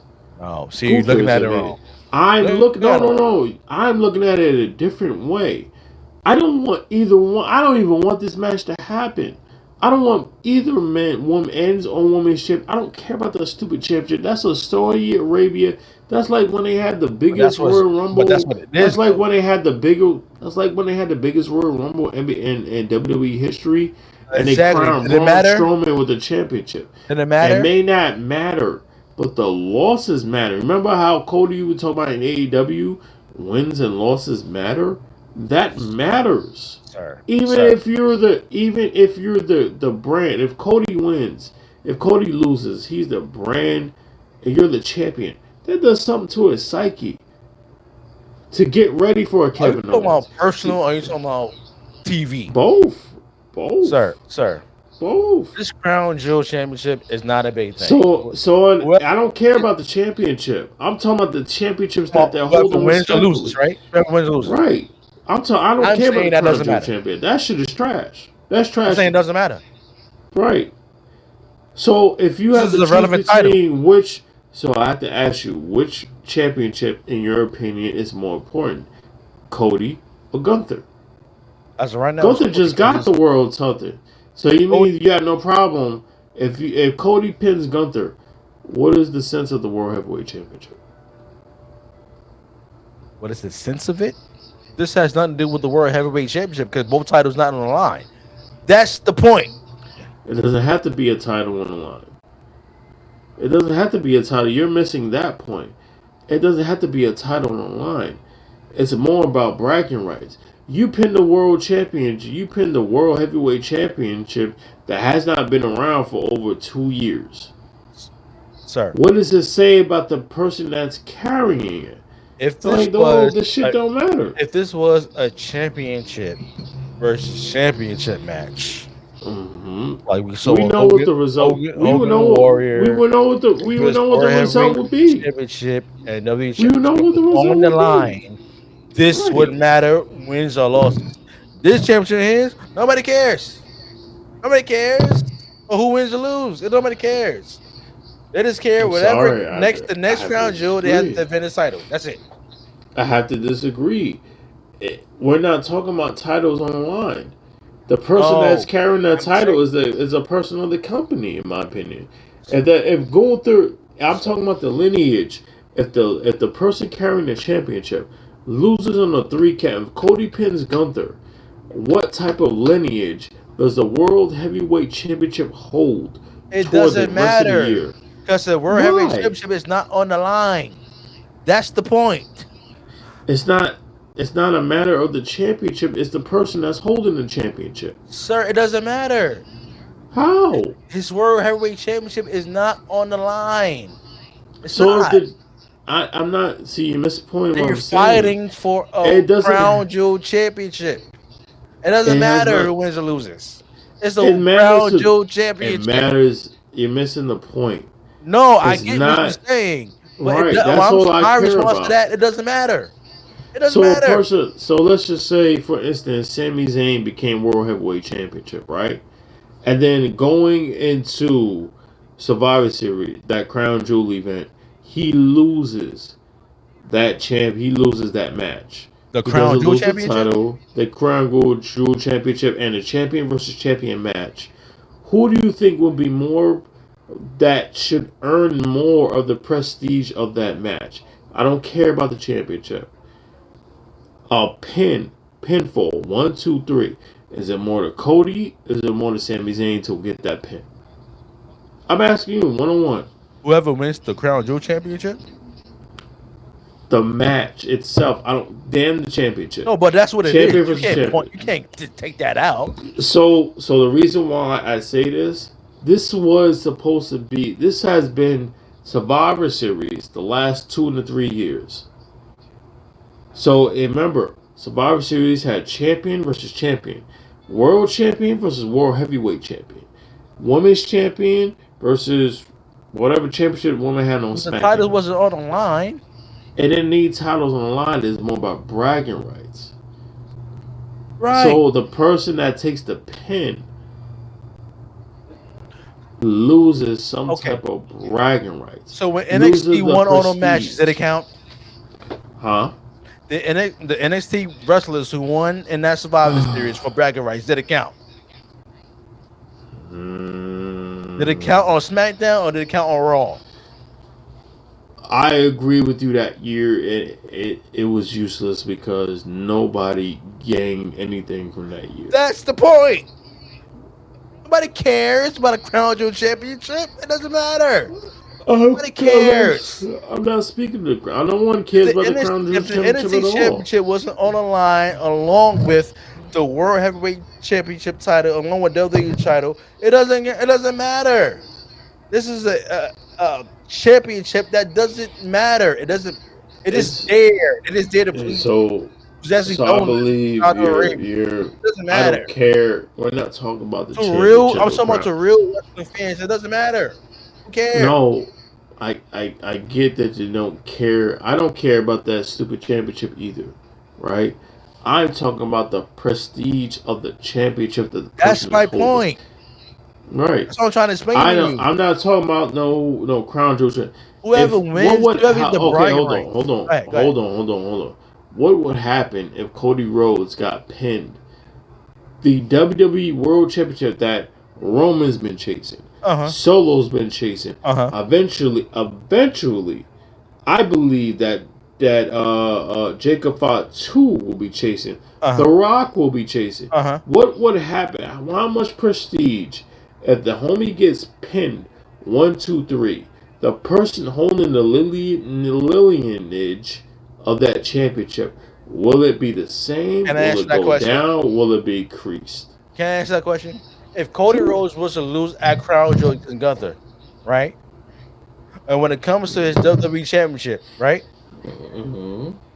Does Cody drop for number one from being the most selling merch and most popular wrestler from our company if he loses at Crown Jewel and Gunther becomes number one? Probably not, because out of sympathy. Probably That's the point. Nobody cares. So that's why even have the match? Why even have the match? Is this to please the Saudi Arabians who actually pays for the event? It's more of a check. They pay more. Exactly. So damn it, take out this match and put Goldberg this is Gunther. No. Why? You already teased it at Bad Blood. Yes, it's not going to happen at Crown Jewel though. Because he has to face Cody. Why not? That's going to happen either Survivor Series. You're going or Royal Rumble. So let me ask you then. Obviously, when Kevin Owens attacked and destroyed Cody Rhodes after Bad Blood, when do you expect that match to happen? Because it has to happen. It has to happen. Yeah. It's not going to happen at Royal Rumble because I see Rock and Cody having that. There's no not going to Mania. Talks of a TLC. It's not going to Mania. It's not going to Mania. Storyline wise, it is because it's going to turn this standpoint to not the KO. It's going to turn to Cody and Randy Orton. What? Right? Going to Mania? You don't see. Why not? No. Why not? They already gave the storyline. The storyline is right there. Going to look like it's going to be Roman, Cody, and The Rock. Why? Okay. What did The Rock say before he actually went on his vacation? What did he say to Cody Rhodes? You congratulated him? No. Before that, after WrestleMania, when he showed up on Raw, what did he say to Cody Rhodes? Congratulations. And what else? I forgot what else he said. And I see you down the line, right? Right. And what did he look at that very moment? He looked at his title, right? Previously, the discussion between Roman Reigns and Cody Rhodes, okay, yeah, we teaming up together. We're going to take care of business. But at the end of the day, Roman Reigns said, I'm coming at your title. Because that's what that matters to me. And what did Cody say? I expect you to do that. It's going to be a triple threat match at WrestleMania. Now, you want to add in Kevin Owens and all that? That's not going to happen at WrestleMania. You can forget that. You forget that. No, Okay, they're not gonna hold on that sir. particular point in That's time gonna just to go happen. That's gonna all the happen way in till that after Survivor Series. WrestleMania. That's gonna happen in the Survivor Series on Royal Rumble. Kevin Owens and Cody Rhodes. That's it. See, I And don't know. Friday will actually I determine don't know. when they going with that. Remember what I just said. The potential of Rock versus Roman is there. It could be with Cody or it could be without Cody. So You can't have Roman option Reigns on one. the wrestling night contending for a title or The Rock. That was the Why whole point in not? the first place of That's having Roman Reigns and The that's the Rock at whole WrestleMania. It's for the title, damn it. that could be bigger than night one without the title itself. So what if storyline wise, The Rock puts on the Ulafala? That becomes a whole different storyline, right? The Rock is not going to put an Correct. Olafide. The solo bloodline. This is what you said. The solo Mm-hmm. bloodline is Rock, Solo, the Tongas, Mm-hmm. and Jacob Fatu. Mm-hmm. The other guy is going to be what I predict is going to be a Roman Reigns side, Correct. along with the Usos, along with Sammy. Okay, Mm-hmm. Mm-hmm. that's what I'm saying. No, I'm not. So what I'm I'm talking saying about is, Kevin Owens is not I going to don't WrestleMania to face Cody disagree. Rhodes. That's what I'm saying. I Period. don't. Or Randy Orton. They're not going to WrestleMania to face So Cody I Rhodes. need you to understand. I don't disagree with what you're saying. That we just have to go on all options. So all that what you said, right? What is Gunther the World Heavyweight Championship? Who is he face? He faced the winner of Seth Rollins and CM Punk.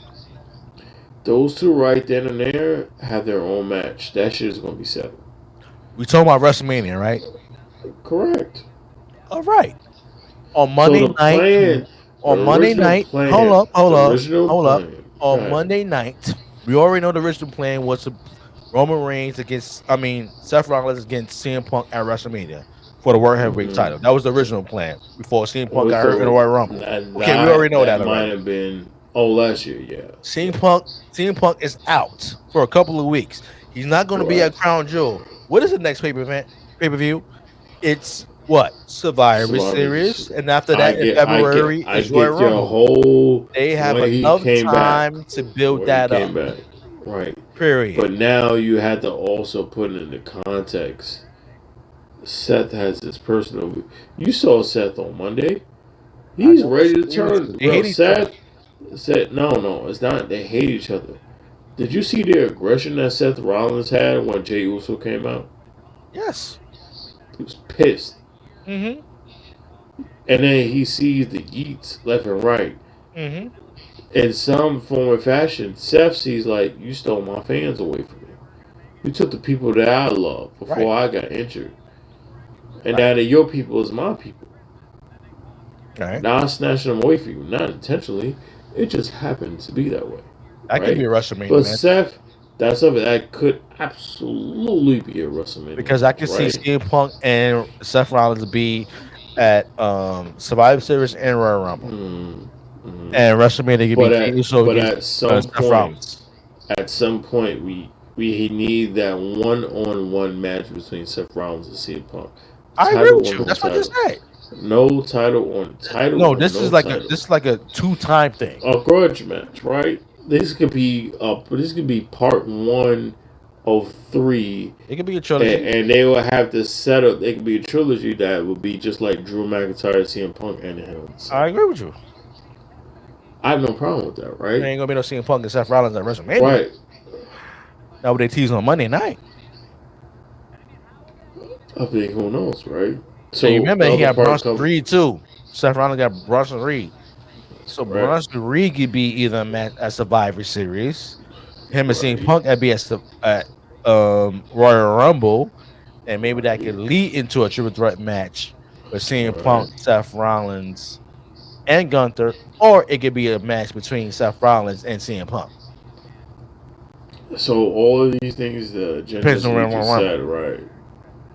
It can go both ways. It could go so many ways. That's why we're excited about it. All right, let's get the hell out of here. tired. Sorry, I'm tired. I'm tired too. I'm No, sorry. We just gave too many scenarios and it's running through my head too. 3 hours made up for Hey, last that's week. We look. didn't do last week. This is what we do. We go in. We do what we do best. You know what I'm saying? Exactly. We gave 3 hours of content, ladies and gentlemen. We And talked about I done fell last week. asleep too. I done fell Yeah, asleep. you fell So. asleep. This is what we do. 3 hours of content. We missed last week, so we want to give you some more content as well. 3 hours. Wait a minute. You Change. got on a Suplex City shirt? No, you don't. Oh, it's Brock Lesnar, sir. Watch now. Watch now.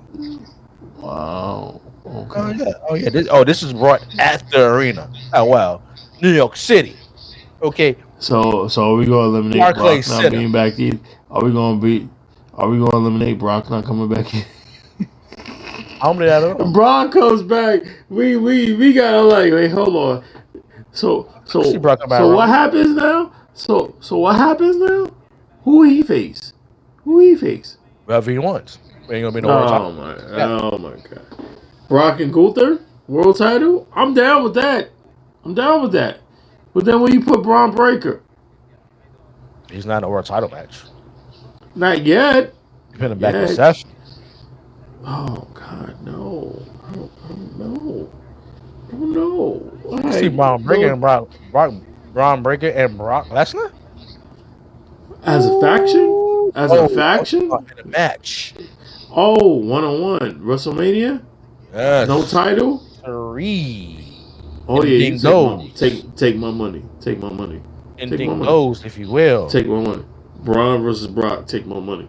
All right, ladies and gentlemen, make sure you subscribe to all the platforms we're on all social media platforms, on all anywhere you get the podcast. Social Nation 18 on Cash App, like to donate to the podcast into the network. We appreciate love support. Shout out to our sponsor, Click A Vodka, and we'll see you on episode 5, if you will. Peace and love, ladies and gentlemen.